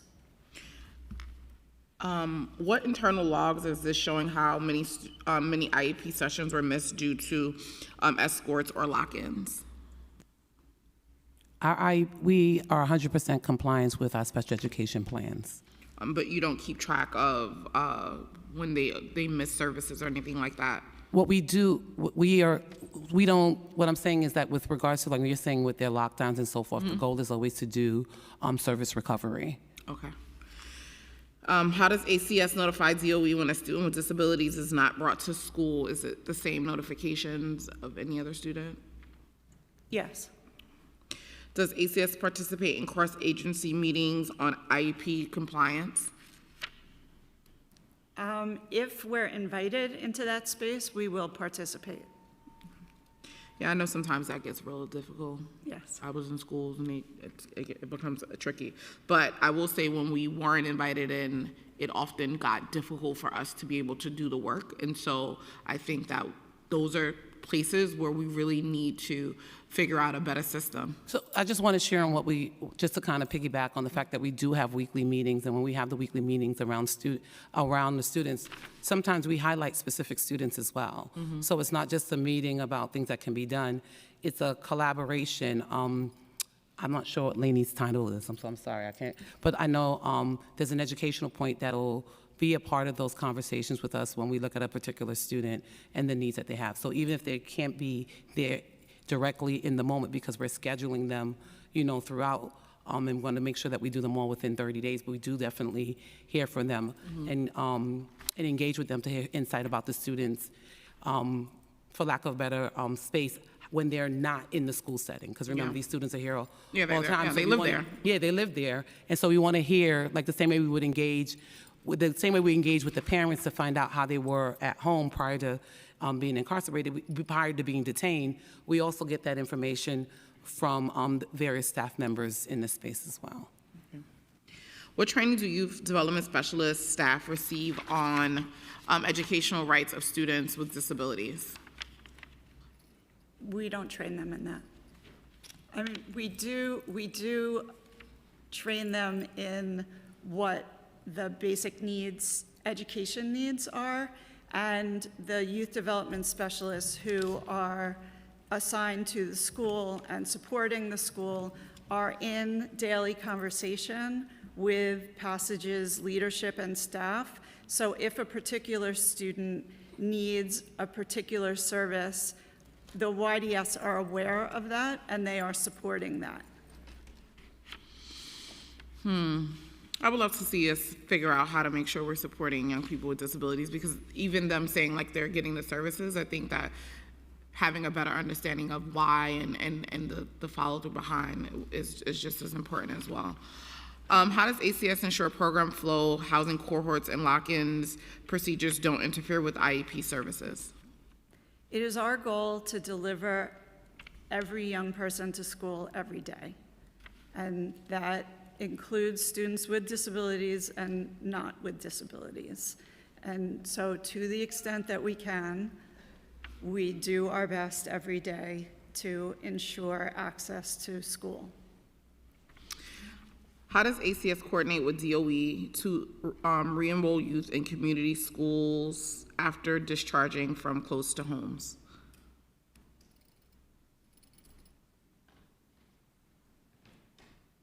How do you coordinate with DOE to like re-enroll youth in community school or in schools after they're discharged from close to homes? Like, is it the same? Because I know that they have a transitional team, but like, how does ACS follow up with some of that work for students who are leaving the close to homes programs? So in close to home, the agencies follow the young people for 6 months after discharge. And so those conversations, the aftercare conversations, and the Fair Futures coaches who are working with the young people will interact with the school where the young person is enrolled and will support the young person in attendance. Okay, so part of the close to homes contracts is a 6-month after care piece. Yes, close to home, yes. So why don't we do that with all the kids? Because detention is a much different, in close to home, we know when the young person is going to be released because they're leaving after a sentence.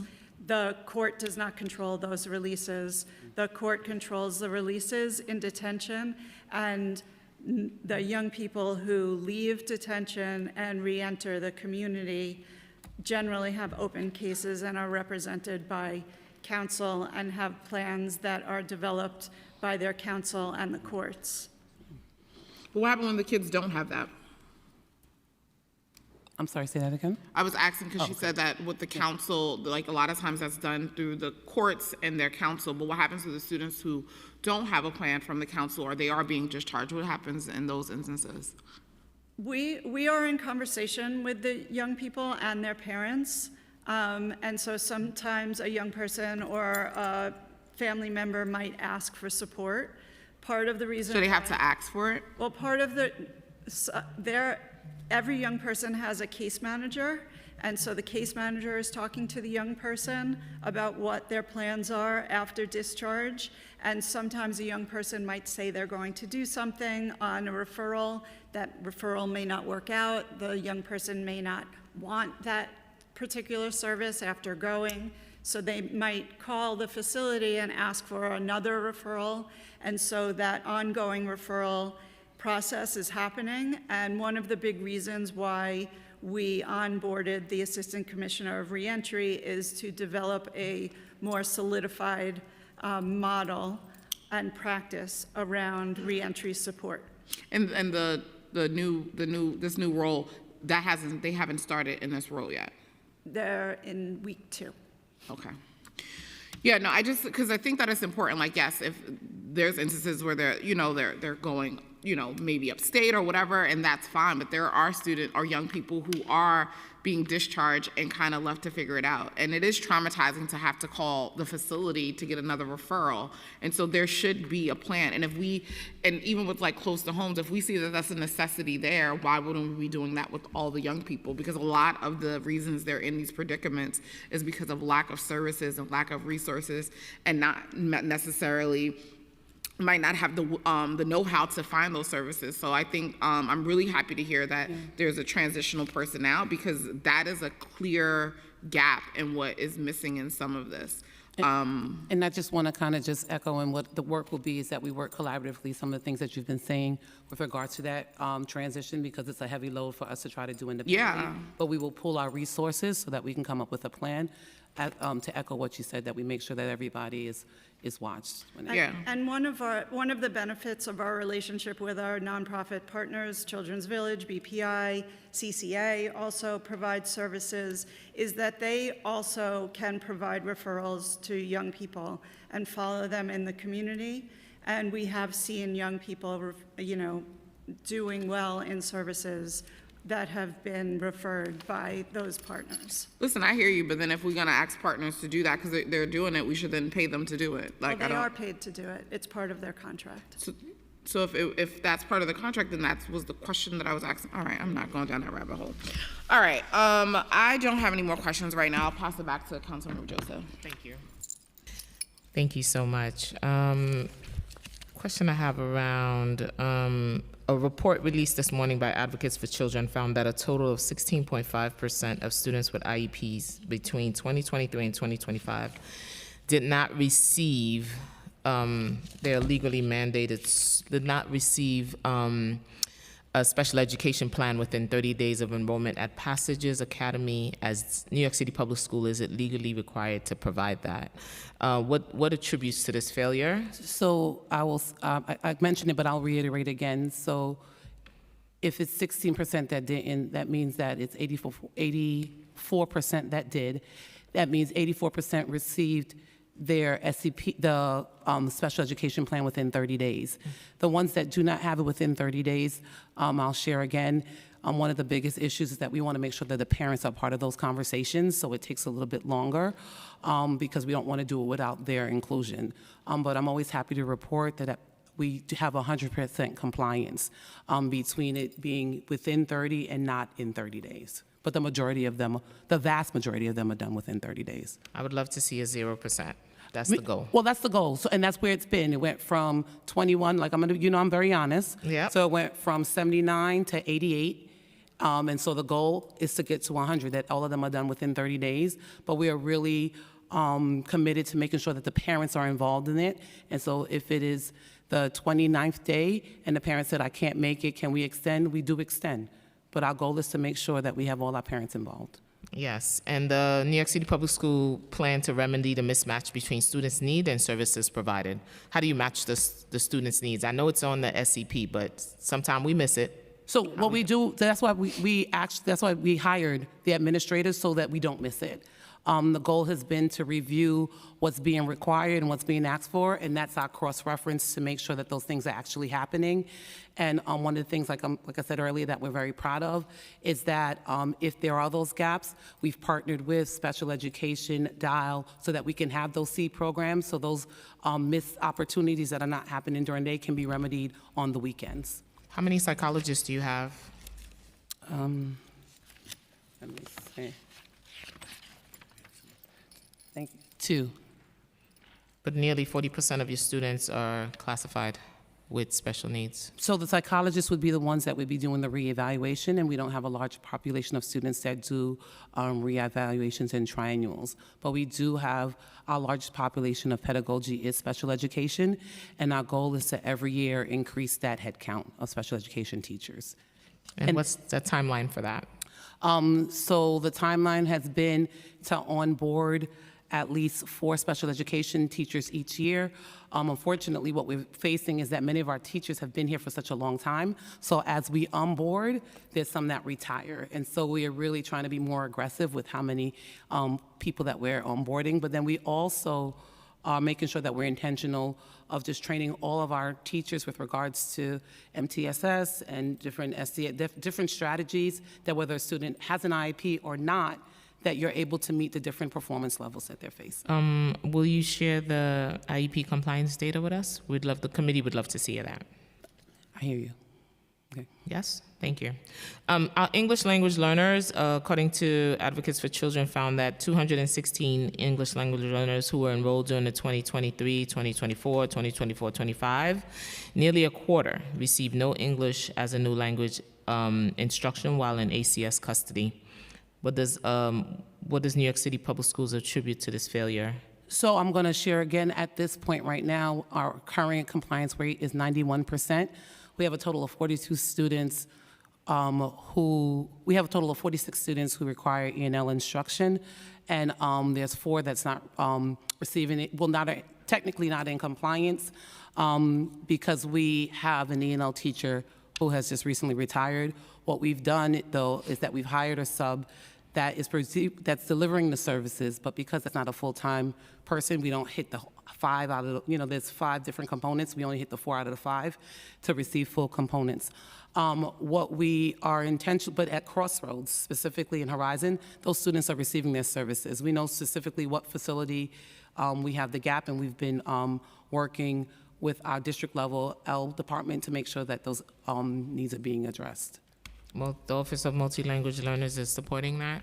Are they working with you to provide the English language learners instructions? They definitely do. We have a great partnership with the folks that oversee that department, and that's why we can proudly say that we're at 91% of compliance and our students are receiving the instruction. But because we don't have a permanent replacement, we've been using a sub. That's why we're getting hit with the compliance piece. Okay, so we have to fill that in. Yeah, we're definitely aggressively hiring. Once again, if there's an E&L person listening to this, please forward your resume. We are looking for them. I love to tell agencies and folks that they should always send it out to all of the council members, because we're always getting things, and exactly. we're always underutilized. So Stacey, please send it out to us so that Stacey, send it to all. Yeah, all 51 of us. We will because share it with you. We'll be able and we'll to share it. Yeah, we appreciate that.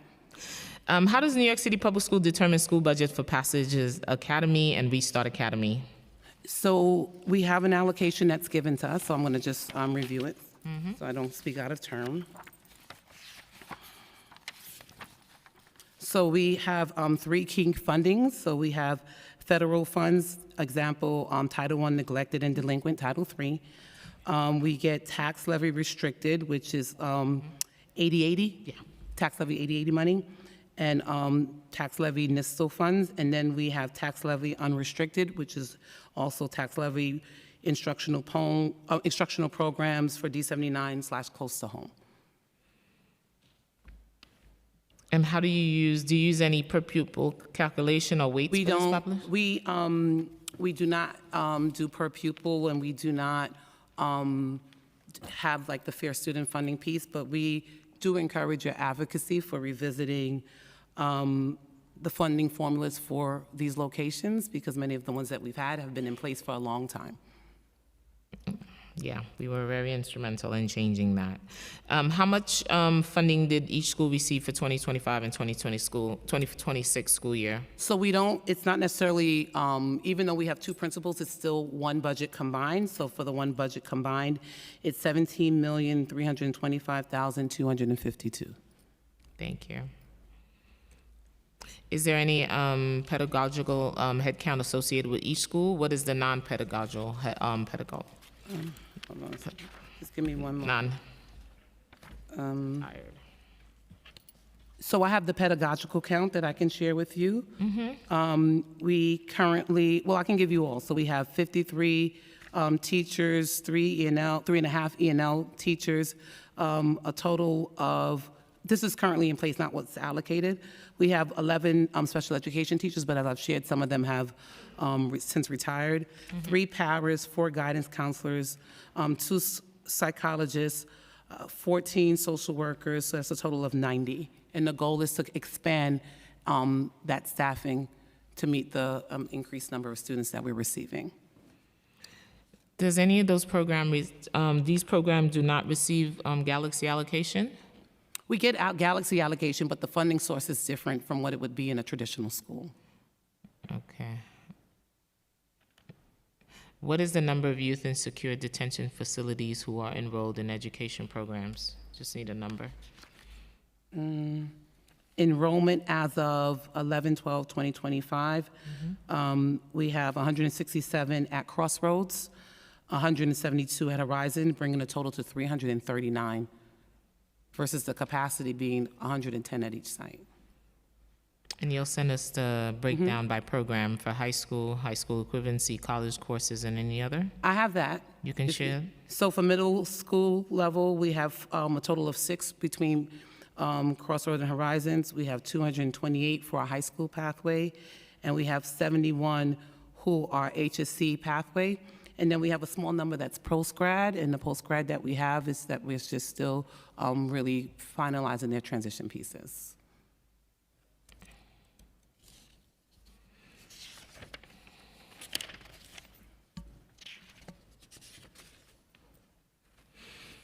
It's a lot. I just have one more question for you.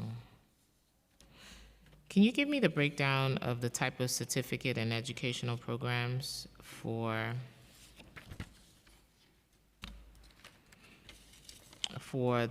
Crossroads and Horizon? When you say the type of, Certificate and educational program. I know so that- I'm going to say the educational pathways that we have is that you can obtain promotion by way for middle school students. For our high school pathways, we have traditional high school diploma, and then we also do Regents diploma. And then for our HSC, it's a high school equivalency. Is there alternative assessment for students with special needs? So what I will say, we really pour into our students. We had a student, I can't say his name, but we had a student recently where they came in as an alternate assessment. We poured a lot of resources into them in combination with ACS, with the tutoring, the Children's Village, and that child was able to graduate with an HSC equivalency within 3 years. Nice. And so that's the work, is that, our goal is to, wherever you come in with us, we pour in the resources, because like I said, high school is not the end, it's the beginning, and the only way to rehabilitate is to educate. That's our truest belief. And is there a plan, earlier you mentioned middle school, is there a plan to expand, transfer middle schools? That was one of the questions I had. You only have one, it's Restart, right? So the Restart Academy that we have is something that we leverage. We have one, but it's throughout the entire city. Okay. And so we have one in each borough, and we're looking to expand that. We've been in conversations with different superintendencies, because we also want to make sure that we don't just open schools anywhere. Correct. Especially for our Restart population, we always embed it within a high school, so that the students get that social aspect and that they already see what the next step is. So the work is always to expand our services in Restart. So absolutely, these students that come from here always get priority entry, and that's the one thing with Passages. Any student that goes through Passages Academy always has priority in any of our D79 programs. Okay. So thank you. My next set of questions is for Chris. In your testimony, you distinguished between food surplus and waste. Does OFNS currently collect data on surplus food and surplus waste at the school level? And how is New York City Public School committed to collecting and reporting data on surplus food and surplus waste so we can ensure a successful pilot program? Excellent question. Going back to the testimony, we distinguish between food waste, items taken but not consumed. Once a student takes food from the line, the share table is available for them to leave and donate that food to the share table. Once they do go to their table and they decide not to eat one of the components that they did take, it does go in the trash. When it comes to surplus, meaning what we ordered, we make sure to use everything that we order. We track inventory dates. In a case where a school may be evacuated and we need to donate the food, we can either move the food from site to site or we can actually donate it. Our goal is to not have any surplus at all. We track that. We make sure we're also monitoring spend as well as the number of meals being served annually, monthly, weekly, daily. Thank you. Your statement mentioned that your efforts to minimize waste include staff training on accurate ordering, batch cooking. Apart from training, how does your office monitor whether or not schools are implementing the training? We actually are carefully paying attention to student meal participation daily. We also look at student daily attendance. Principals must communicate with the kitchen to make sure we know the number of students that are there. We're cooking based on the number of students that are attending, the number of students for each period, and also the specific menu item for that day. We know more popular items versus less popular items. We track all of the inventory that's there, and we track the usage per day for every single student that's taking a meal. Any other comments you'd like to make about the bill or feedback? Are you good? I think this is an excellent way to continue to educate school communities, students. We currently still have the Nutrition Collaborative, which is now in 400 schools. During the Nutrition Collaborative, we thank the council and others for that. We're training school communities on what food to take and what it should look like when they're actually taking it back to their table, discussing it with children, discussing it with their peers, as well as teachers actually understanding and how to teach food education standards in the classroom. Well, thank you so much. We're all good today. Thank you. Thank you. Thank you. Always happy to hear from you. And Same we here. implement it accordingly. Thank you. Thank you. so We'll much. be around to see you. I know Yes, we we're, will be around. we're coming to visit. We couldn't ready to come visit. before, but We're we're ready. definitely coming to visit. And I just want to make sure that I go on record as saying that, like, you know, this is about making sure that the young people who are in these facilities are getting the supports that they need. Again, these were the concerns that the young people brought up to us, and we want to make sure that we are being reflective of what their concerns are. And also, in no way, either of us are advocating for the locking up of children, but like I told ACS before, you're doing a service, and so everyone else needs to do their part to make sure that they're not getting to these facilities so that we can get these numbers down, because that's part of the problem. And so you guys are in a weird predicament, because I believe if you build it, they will come, but the reality is we have allowed them to come, so we also need to be putting our heads together to figure out how to get these numbers down, and can't use the excuse of raise the age, because we knew that was coming and we should have prepared for that, and the governor should be paying for those services and all the things, and so some of those things are out of your control. But I want us to make sure that we are working together to do everything that we can to have the highest standard for our young people and the people who show up to work there every day, for everyone. And so this is really what this is about, and thank you for your continued collaboration and working together with us. Thank you. Thank you.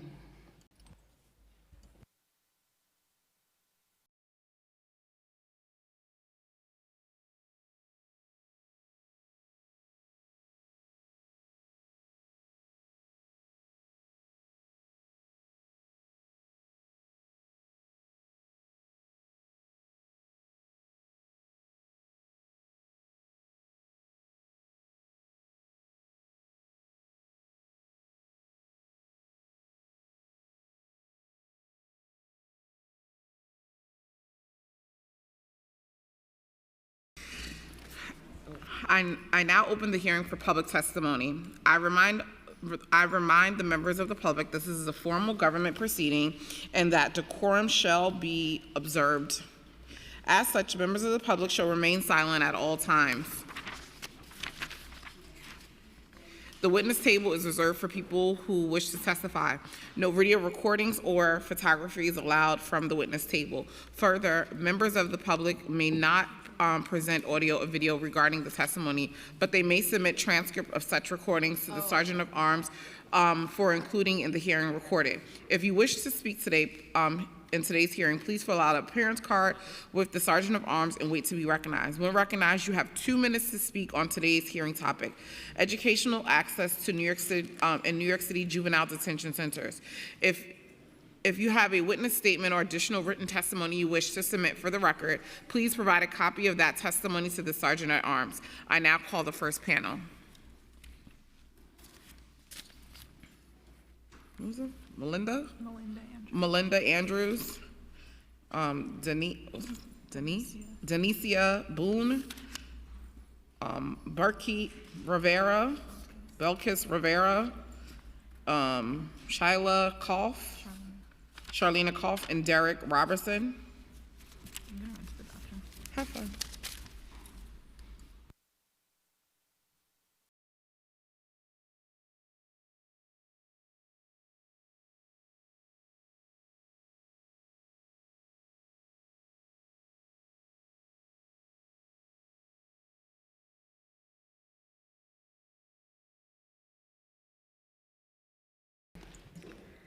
Good afternoon. My name is Melinda Andra. I am an attorney with the Education Advocacy Project at the Legal Aid Society. I have the fortune of working with incredible, resilient young people who want a second chance and who want to be successful. Unfortunately, many of them face extreme challenges, including coming from low-income communities, having experienced foster care, having been disengaged from school, and many of them have disabilities, and their needs have never been met in the public school system.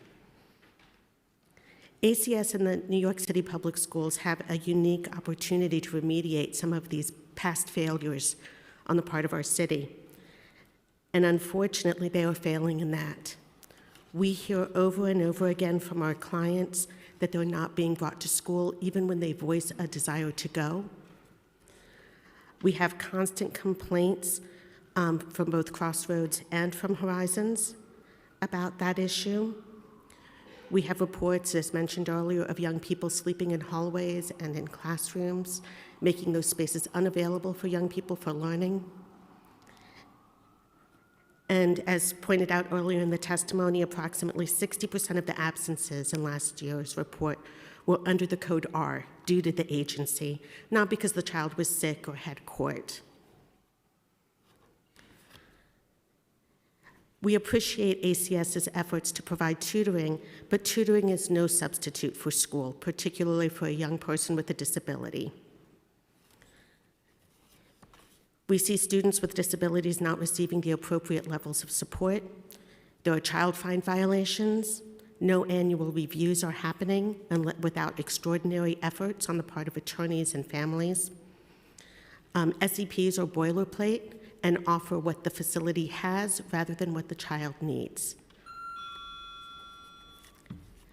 In conclusion, we want to thank you for holding the DOE and ACS responsible for these issues, and we will have further information in our written report. Thank you. Good afternoon. My name is Danesia B. I work under OPWDD.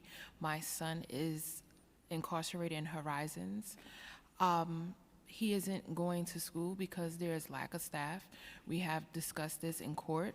I have discussed this with staff in there. How also the children are hungry. And this was discussed before last night as well, them not having the proper food or not eating at a certain time. These are growing boys. I understand that they're there for a reason, but if they're not learning anything in there, how are they going to change when it's time to come home? And on top of that, the facilities need to be cleaned better. Like, if ACS is in control of this, certain things need to be in order. I feel like it's too many excuses going on, or it's not in the budget, or, you know, it's short-staffed it. But there's people out there that's willing to work. You have to give them a chance and stop trying to overlook certain things. And another thing is, when my son got out last year, no one from Passages reached out. I had to go into the Board of Education, and they told me, because of my son's charges, that he can only go to a school that has metal detectors. So when I reached out to probation found a school for them. And the school said, honestly, you know, we don't really want him here if he's not going to take education seriously because it's going to be online.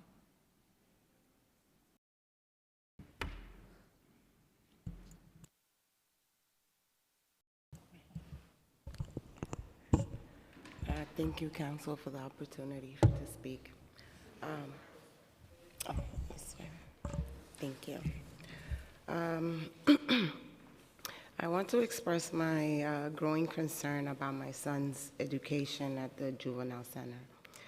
As a parent, academic process and daily access to schooling is extremely important to me. Thank you. I want to make sure that all the children in these facilities are receiving the consistent support that they need. Over the past month, I have learned that there are days when our kids are not taken to school, or when they are told that the classroom has reached a maximum number of students. So no one else is being brought to school. I'm struggling to understand why this is happening and how often these interruptions have occurred. Every missed school day affects their learning stability and routine, and I worry about the long-term impact that this may have on my son's education. I am more than willing to work together to make sure my son stays on track academically and emotionally. I have asked many times how I can support in addressing these issues. But what I'm getting is the youth are sleeping in classrooms and being separated from other youth by being kept in classrooms. Therefore, my son and others cannot go to school every day since the classroom space is being utilized as bedrooms for non-educational purposes. Also, when he is taken to school, sometimes it is only for half a day. And since there are too many youths that need to go to school, those days are being cut out or swapped out. I respectfully request a clarification on why are there days when students are not sent to school. Respectfully, can I continue? Thank you. What determines the classroom capacity and how often this prevents students from attending? That being said, today I would like to know what type of education support will be put in place moving forward. What steps is the facility taking to ensure that every child behind these walls receives the proper education they deserve? And what does education process look for these children on a daily basis? I'll end it here because it's pretty long. As a parent, I am extremely concerned how can we expect these children to grow into productive members of society if they are not given the consistent access to school. Respectfully request a detailed explanation of the facility's educational plan and how you will ensure that my son and all the other youths receive education that they are entitled to. Thank you for your time. Thank you. Good afternoon. My name is Charlene Clough. I am a single mother who passionately advocates for my child because he is my world, my everything. I have an incredibly bright 15-year-old who's passionate about trains and photography. And honestly, I can say that the educational system has failed my child not once but twice. Since moving to New York from Maryland, I've become more frustrated with the lack of consistent policies, educational services, and programs for my child, despite him being in a regular public school or detention facility setting. Limited educational access has hindered the development of my child in addition to our vulnerable students. When my child was a student at Passages, my child was not attending school and or not arriving to school on time due to employee shortages. Whenever there was a situation at the facility with a juvenile, other students, including my child, had to miss time from school because according to SCO, rule, all students must travel to and from school together. My child was not given the opportunity to make up his schoolwork due to no fault of his own. What's most alarming about my experience with Passages was when my child informed me a day later that he was not allowed to take the Regents biology exam. I've consistently communicated with Passages and SCO staff, and they both failed to mention to me that my child was at risk of not being able to sit for the exam, especially having 2 meetings 2 weeks prior to June 10th Regents exam date. There was no action plan in place for my child and other students at Passages to complete the required lab work prior to the exam, nor after the exam was administered on June the 10th. This would not have happened at a regular public school. As they almost got away with it, I was the first parent to address both Passages Academy and SCO staff. There was no accountability. Both parties blamed one another. The principal from Passages' plan to rectify the situation was for my child to complete the missing lab work and present the work to a home school once my child transitions back into the community, and it would be up to the decision of my child's home school to accept the lab work, and which is totally unacceptable. This is a disadvantage for my child and other students, as they should not be penalized because of passages failed providing the necessary supports to enable students to complete the lab work. Since my child left passages, the transition hasn't been easy. He continues to struggle with the routine of it all. Support services on his IEP have yet to be fully implemented, as we were still waiting for an AT device, in which we requested over a year ago, and we have yet to get it, and in addition to a math tutor. This delay has caused my child to fall behind with even more classwork, as certain class requires extensive essay writing. Certainly, this problem has caused my child to disengage. Public schools have standards that they are held to, but this is not the case for passages. Why is helping students not a priority? Is it because they are in detention centers? Our failed patch educational system does not anticipate juveniles to pursue higher education than high school. Why aren't there any goals for students at passages to strive for excellence? Why are our students voluntary contestants of double jeopardy and double punishment? Administrators do not realize that our prior systems have failed our students, which led them to become juveniles in the first place. Our students sustained trauma before ended up in the system. Passages overlooked addressing these issues by restricting the number of services provided to students who have learning, attention, and emotional disabilities. Oh, sorry. It's okay. I typically cut people off, but I'm going to let the parents rock because I understand that you're advocating for your kids, and I'm going to give you the time that you need.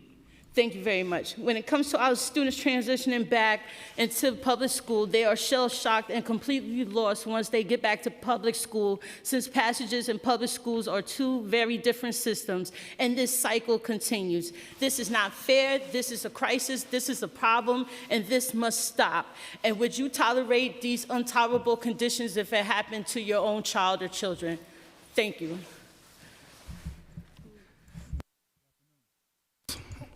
Good afternoon. My name is Derek Robinson. I'm the Vice President of Grievances, Legal Services for the Social Service Employees Union, Local 371. On behalf of President Anthony Wells, officers and staff, and our 20,000 members that we represent, we would like to thank the chairs, Honorable Thea Stevens, on the Committee on Child and Youth, as well as Honorable Rita Joseph on Committee on Education, for the opportunity to give this testimony. SSEU Local 371 represents the Youth Development Specialist Title Series, caseworkers, and program counselors, as well as the Children's Center. I myself served as a tour commander for ACS DYFJ for 24 years.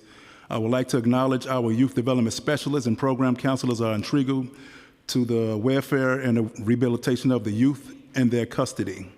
They provide not only supervision, but also mentorship and guidance, fostering environment where the growth and positive change are possible. Despite their tireless efforts, there are significant challenges that impede their mission to support these youth effectively. Our facilities often face overcrowding, which complicates the ability to deliver personalized care and attention. This environment can hinder effective counseling efforts to and concern at detention. Incidents of youth-on-youth assaults, as well as youth and staff assaults, are distressingly common, such as situations not only endanger the well-being of everyone involved. To address these issues, we explore a broader range of educational and vocational opportunities tailored to the interests and altitudes of the residents in ACS DYFJ care. Implementing trade schools within the juvenile detention facilities can provide invaluable skills and open up career paths, fields such as mechanics, plumbing, carpentry, and electrical work. These trades offer stable employment opportunities upon release and can significantly reduce incidents within both facilities. In conclusion, I urge the Council to consider these recommendations to enhance our current system and establish a more comprehensive approach to youth development. Together, we can foster a safer environment that prioritizes the well-being and future of our young individuals while supporting dedicated staff who work tirelessly to guide them on their journey. Thank you for your attention and for considering the crucial step towards improving the outcome of our youth development specialists and residents that reside at the Juvenile Detention. In solidarity, Derek Robinson, Vice President of Grievances and Legal Services, Social Service Employees Union, Local 371. Thank you. I do have a few questions to this panel. I'm sorry, I didn't catch your name. Yes. Bakit? Okay. Belkis. One, I just want to let you know, I know you said you had a number of questions. I will make sure that my staff gets in contact with you before you leave, because I want to work with ACS so you can get the answers to those questions that you had. But when we're done with this panel, I don't know if my staff is over there. Please connect with her. Thanks. But I don't know who said, but someone said that that the students weren't allowed to go to school because they were at the maximum number of students. What did they explain what that meant? Because this is the first time I'm hearing that. I'm actually still trying to find the answer to that. I don't understand why that's happened. And any of the other parents, have you guys experienced similar things with that as well? Yes, and Horizons, the same thing as well. And they just told you that they were at the maximum number today, so he wasn't able to go? Yes. Okay, well, I know he's here, so I'm asking her a question when I leave, because this is the first time I'm kind of hearing what that term is. I didn't hear that. All right, do you have any questions? And you also mentioned your child didn't go to school because the rest of the kids, his cohorts, couldn't go to school that day as well, right? Someone mentioned that. Yeah, go ahead. Tell me a little bit about that. So basically, my child told me that there's been a lot of situations pertaining to other juveniles. It could be any type of situation that happened at the facility, and as a result, especially if it happened early in the morning, that the rest of the kids was penalized and couldn't go to school because of a situation that pertained to one child only, and it's not right.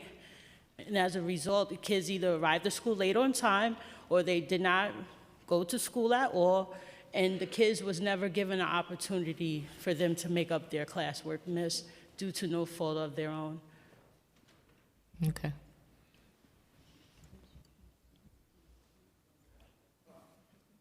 I don't have any more questions for this panel. Oh, you had something to add? Mm-hmm. Yes, I have a question for ACS. Why is it that we cannot, as parents, help support our children, as in socks, clothing? Every time we go see them, or if they go to court, they look a mess. The clothes are ripped up, the shoes are ripped up, the shoes are in terrible conditions. It's always something, even when you go on the visits, they look terrible. Why can't we help take care of our children? Because in other states, ACS, my aunt works for ACS in another state, when it comes to the children in detention centers, the parents are allowed to bring certain clothing, not regular clothing, but at least underwear, socks, t-shirts, sweatpants, something. That is a great question, and so they're here. We'll follow up after the hearing to see why that is something that hasn't been able to be done. So that is a very good question, and I see them taking notes, and so I'm sure they'll be able to answer that question for you. Mm-hmm. And as well, I actually asked them if I was able to donate books so they can read, and educational books. These are books that I get because I also do activist work, so I get these books donated to my job, and I wanted to bring them. That when I called, they actually told me, yeah, of course, bring them. When I did, they turned me away and said that I had to mail them one by one, which was like very odd. And I'm like, but I have them here, so you can check them and just, pick the ones that you like for the kids. And it was just like very disappointing. I had to go. That's something we will definitely address with New York City Public Schools, because I know the superintendent earlier said they wanted to replenish their library. Yeah. So that is a conversation we'll also include in our letter to them. Yeah, that's definitely a follow-up question. Mm-hmm. Sorry, once again. No need to apologize. Listen, I usually cut people off, but you guys are advocating for your kids, so there's no way that I'm going to not allow you to ask the questions that you want to ask. So take the time, and the questions that you want to ask, you can ask. Why is the library and the church closed for them? They don't have any access to the library or the church. And I heard about packets, but my son has never told me anything about packages and what type of packages. Is it something that ACS is giving, or is it something that the Department of Education is given for them to actually use, because that was actually asked in court as well. And another thing, my son has special needs, and he was out sleeping on the boat, and he doesn't receive his medication on time, so it throws his body off. So if he's getting his medication at 10 o'clock, the medication doesn't kick in until 12 o'clock. So now he's struggling to wake up, and now he's sleeping out on the boat, which is dangerous because you don't know what child decides to have a behavior to stab somebody, slash somebody, attack somebody. My child is going to be lethargic and out of it. So I had requested for them to put him back in the room, considering he's been there since March 7th. So it took a little while, but they got him in the room. So you have a time release medication, and they know about it. Medications, yes. So 504s are allowed in the facilities, right? Yes, ACS? 504s, that means medication you did administer to a child? Okay, she has a timely release medicine that must be provided to her child on a timely manner.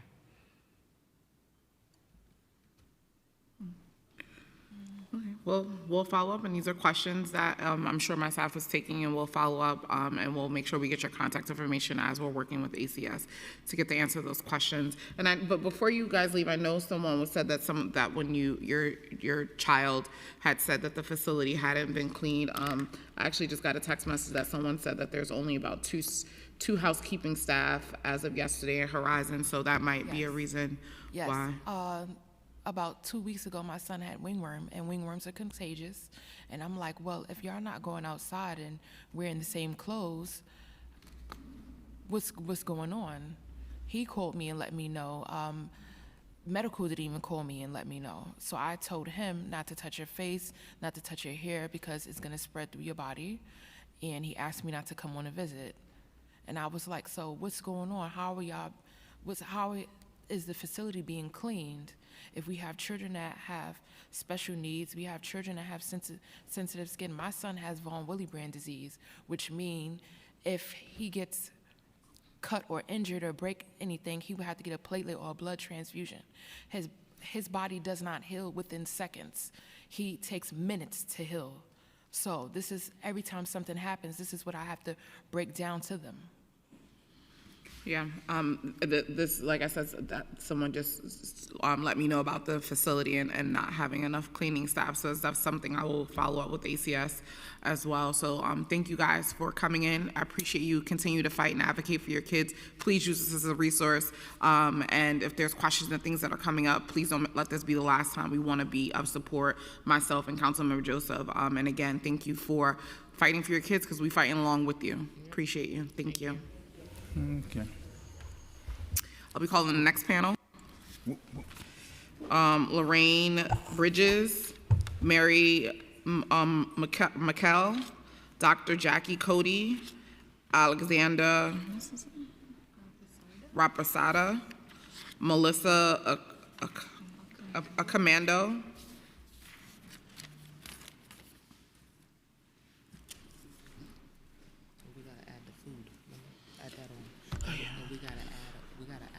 because the 504 is supposed to follow the kid.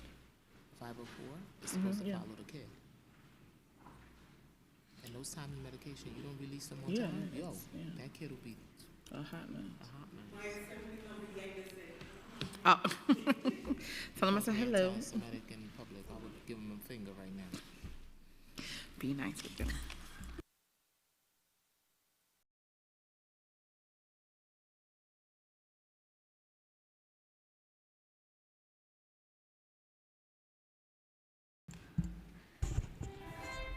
Good afternoon. My name is Lorraine Gittins Bridges.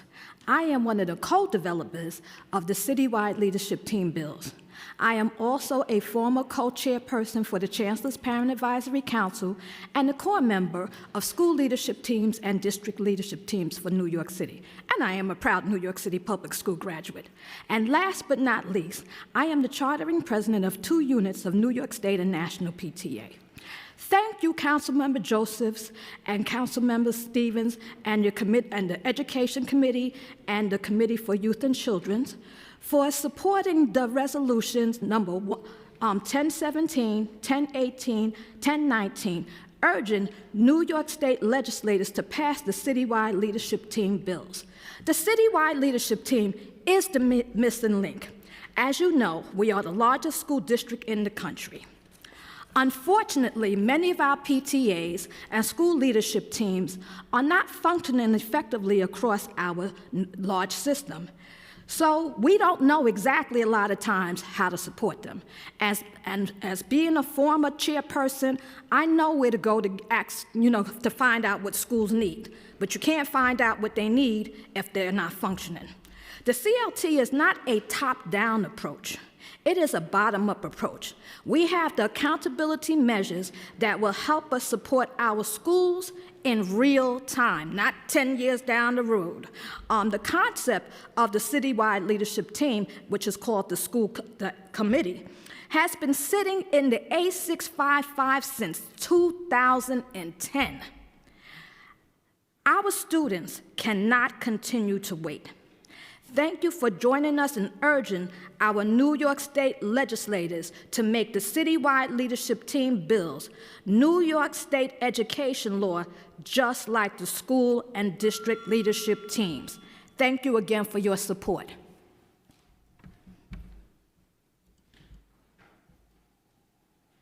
Good afternoon. My name is Mary Merkel, and I am a staff attorney with the Education Defense Project at the Bronx Defenders, a holistic defense organization serving the Bronx.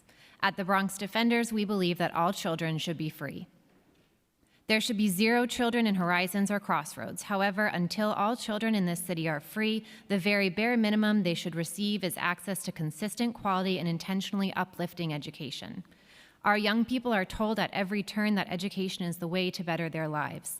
We cannot abandon this idea when it comes to the young people who arguably need consistent, quality, and intentional education the most, those whose lives have intersected with the criminal legal system.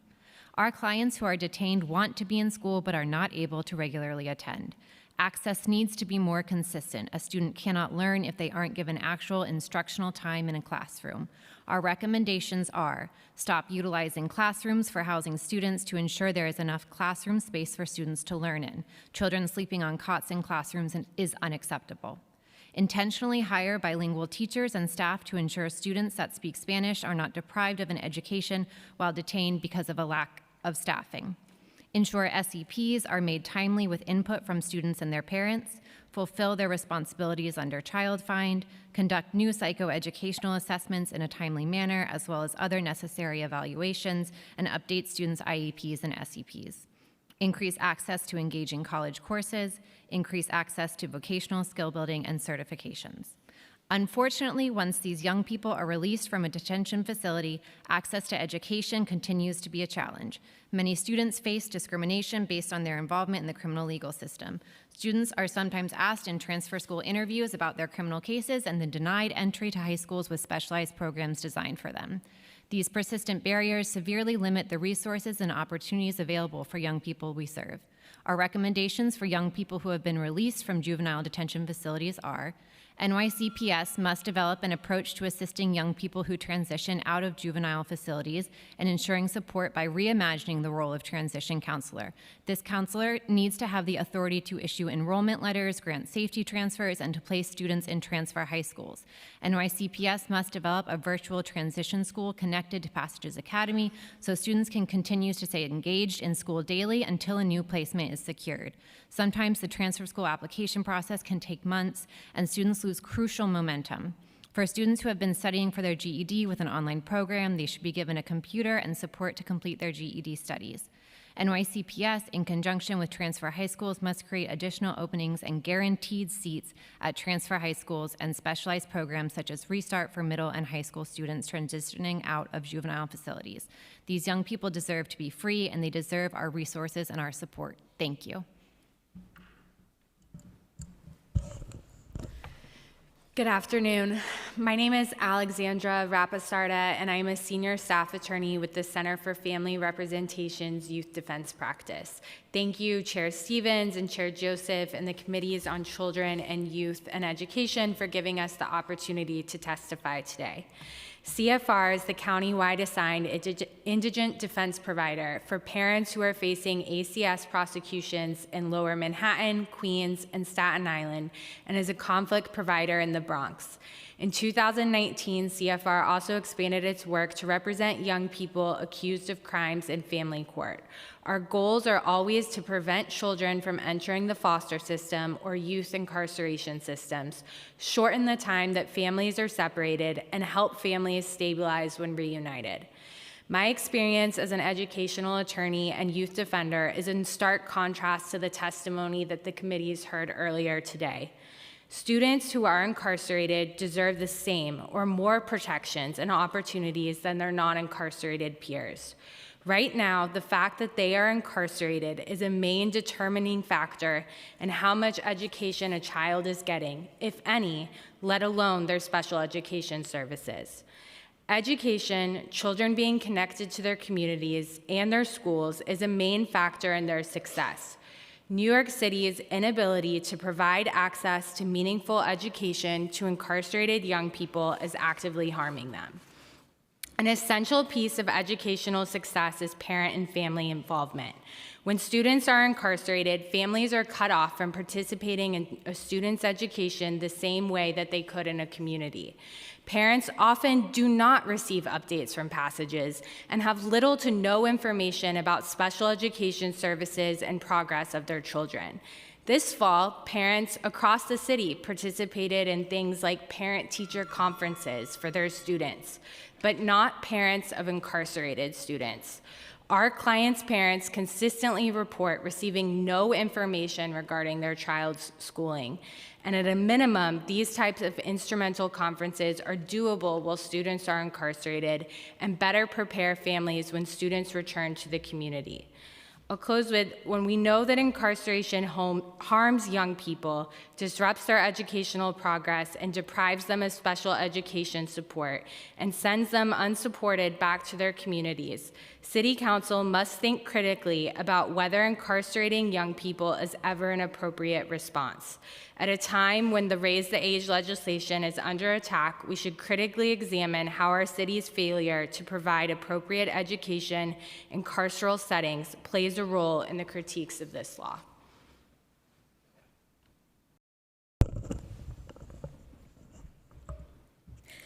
Good afternoon, and thank you, Councilwoman Stevens and the Education Committee under the leadership of Councilwoman Rita Joseph for the resolutions 1017, 1018, 1019, urging New York State legislators to pass the New York City Citywide Leadership Team bills. My name is Dr. Jackie Cody. I'm an educator and loving parent, and other titles I'm not going to list right now for the sake of time. Briefly, along with protecting democracy, here are some other top reasons why the Citywide Leadership Team, the CLT, is necessary. The CLT provides a model and support for school leadership teams. Because of a well-functioning school leadership team, the school my daughter graduated from in 2023 had 100% graduation rate. Give applause. There are 1,800 plus schools to be accountable and transparent. And since funds go directly from central to schools, it is imperative to have direct insight to provide necessary support to school leadership teams that need it. The chancellor visiting every SLT every year is impractical, and highly improbable.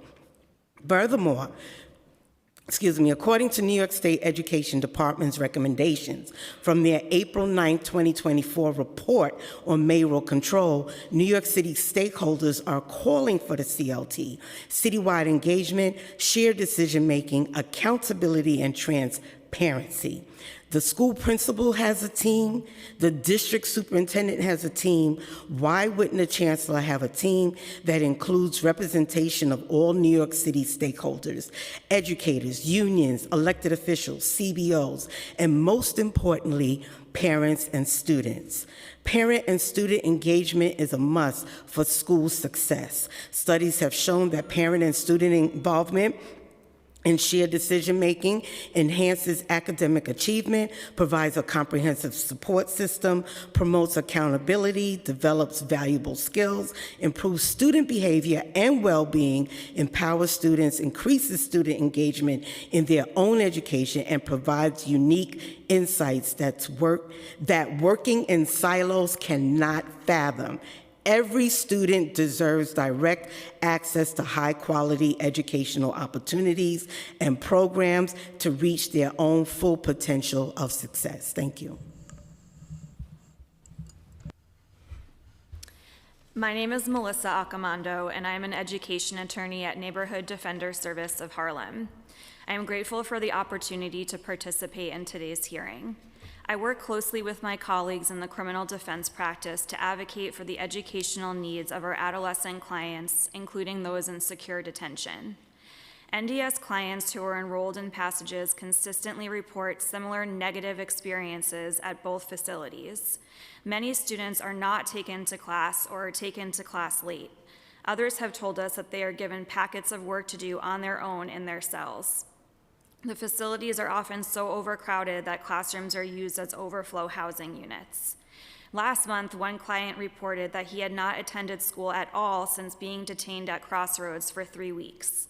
Upon reaching out to DOE staff, NDS learned that his hall at Crossroads had not been taken to school due to unspecified facility issues.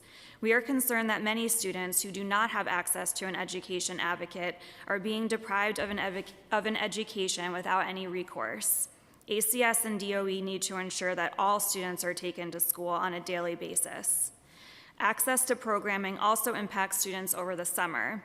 Last summer, a client did not have the opportunity to earn credits or participate in summer youth employment due to ACS staffing issues. As a result, Passages made the regrettable decision to suspend summer school elective courses.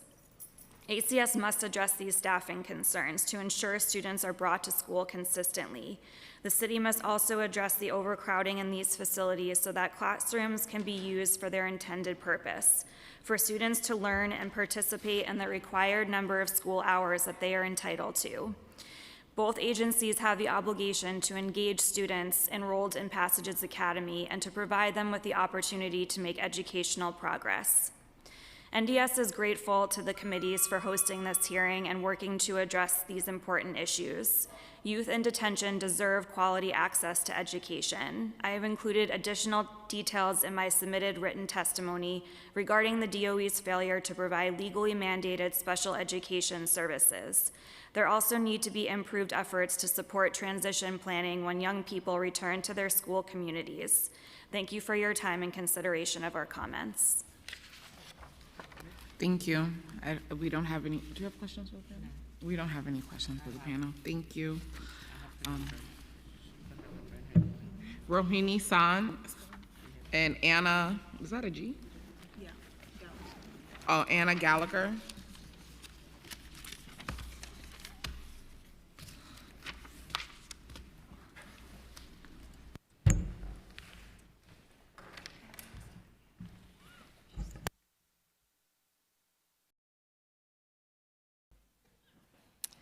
Good afternoon. Thank you for the opportunity, Chairs Joseph and Stevens, to testify today. My name is Rohini Singh, and I'm the director of the School Justice Project at Advocates for Children of New York.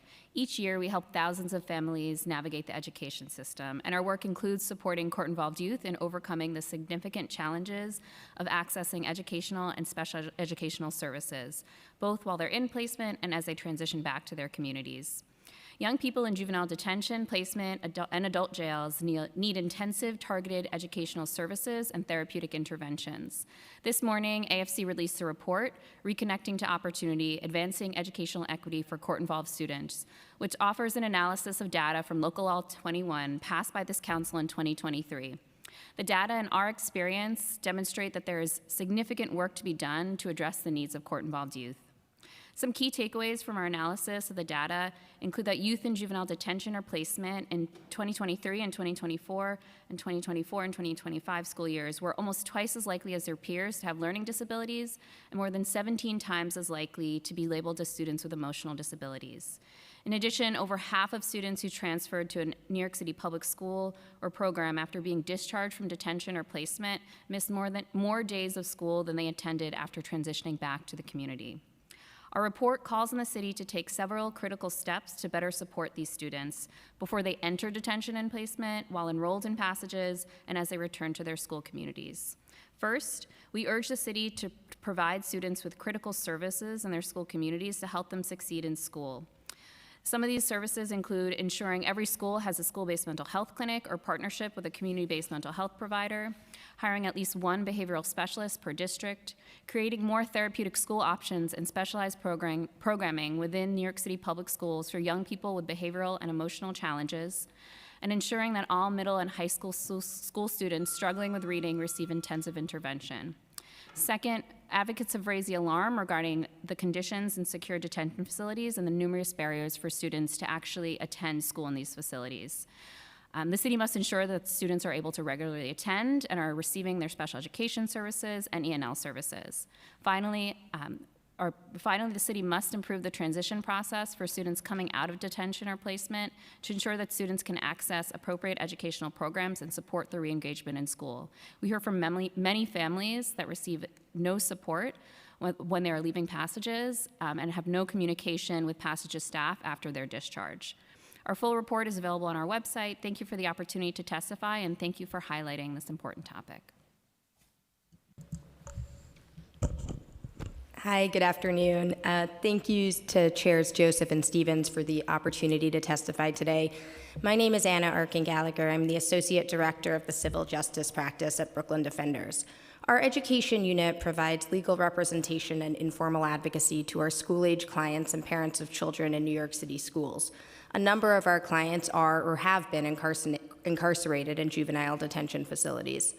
We believe that children learn best when they're in their homes and not behind bars. The best way to provide educational supports to the young people we serve is to avoid putting them in detention and focus on diverting them from the criminal legal system altogether. For young people who are in detention, however, we believe the city must do more to improve the educational services they receive.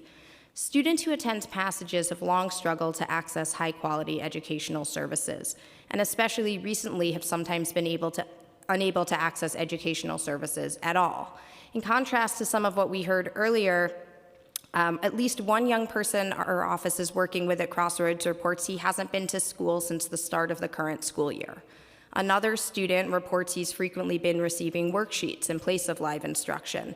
A young person at Horizon told us that his access to school has been inconsistent at best.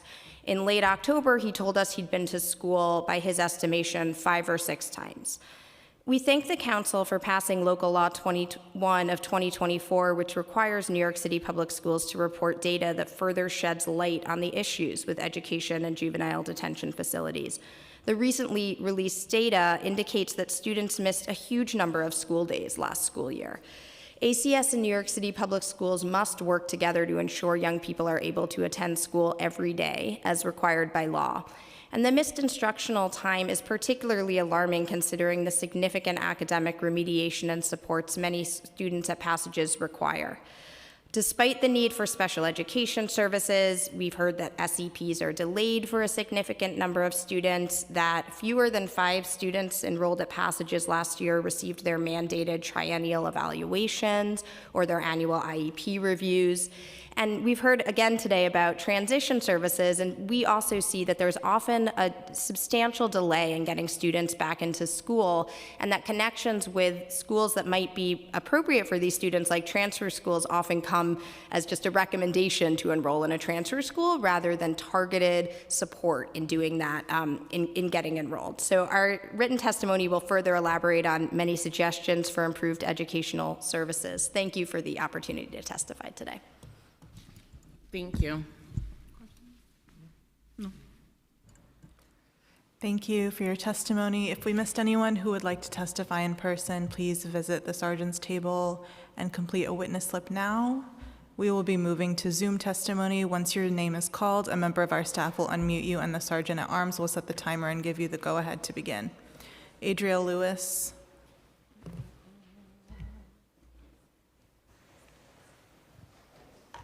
You may begin.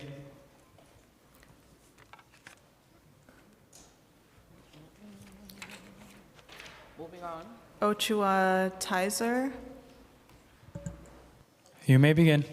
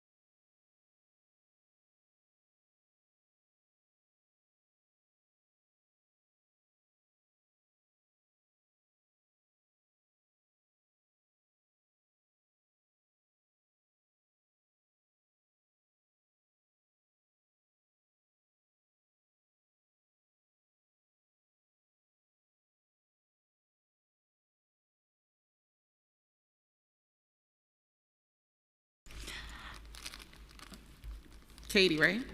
Just come on up. Caitlin, sorry.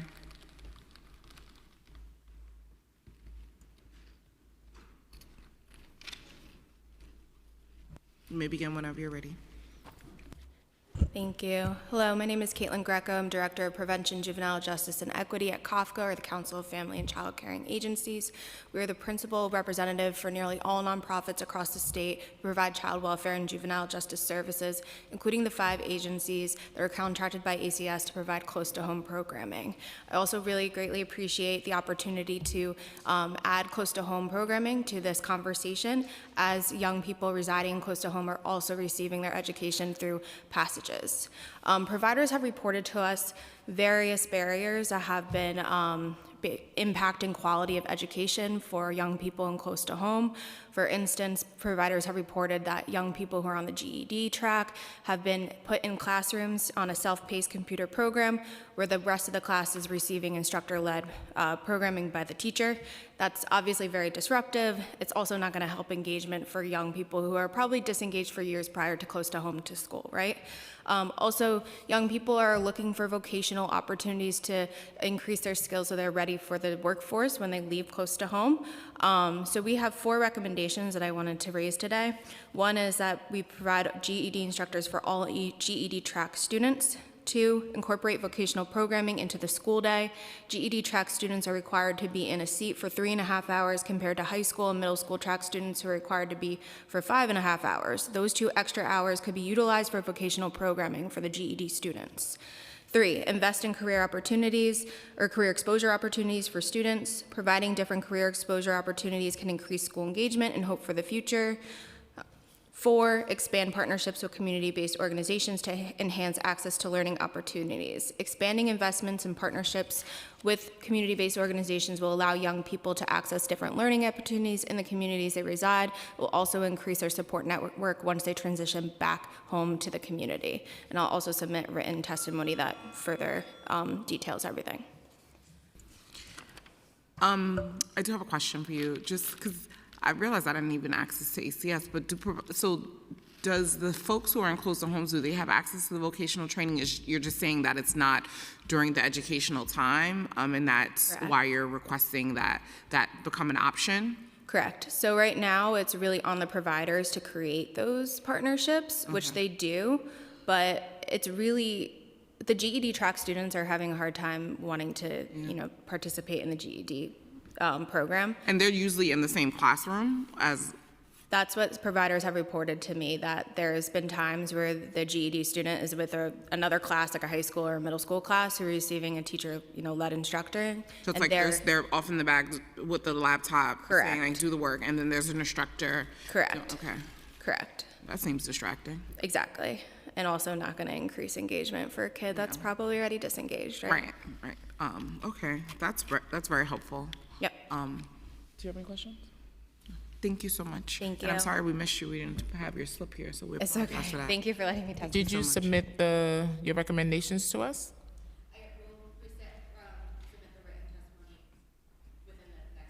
Okay, Thank you so much.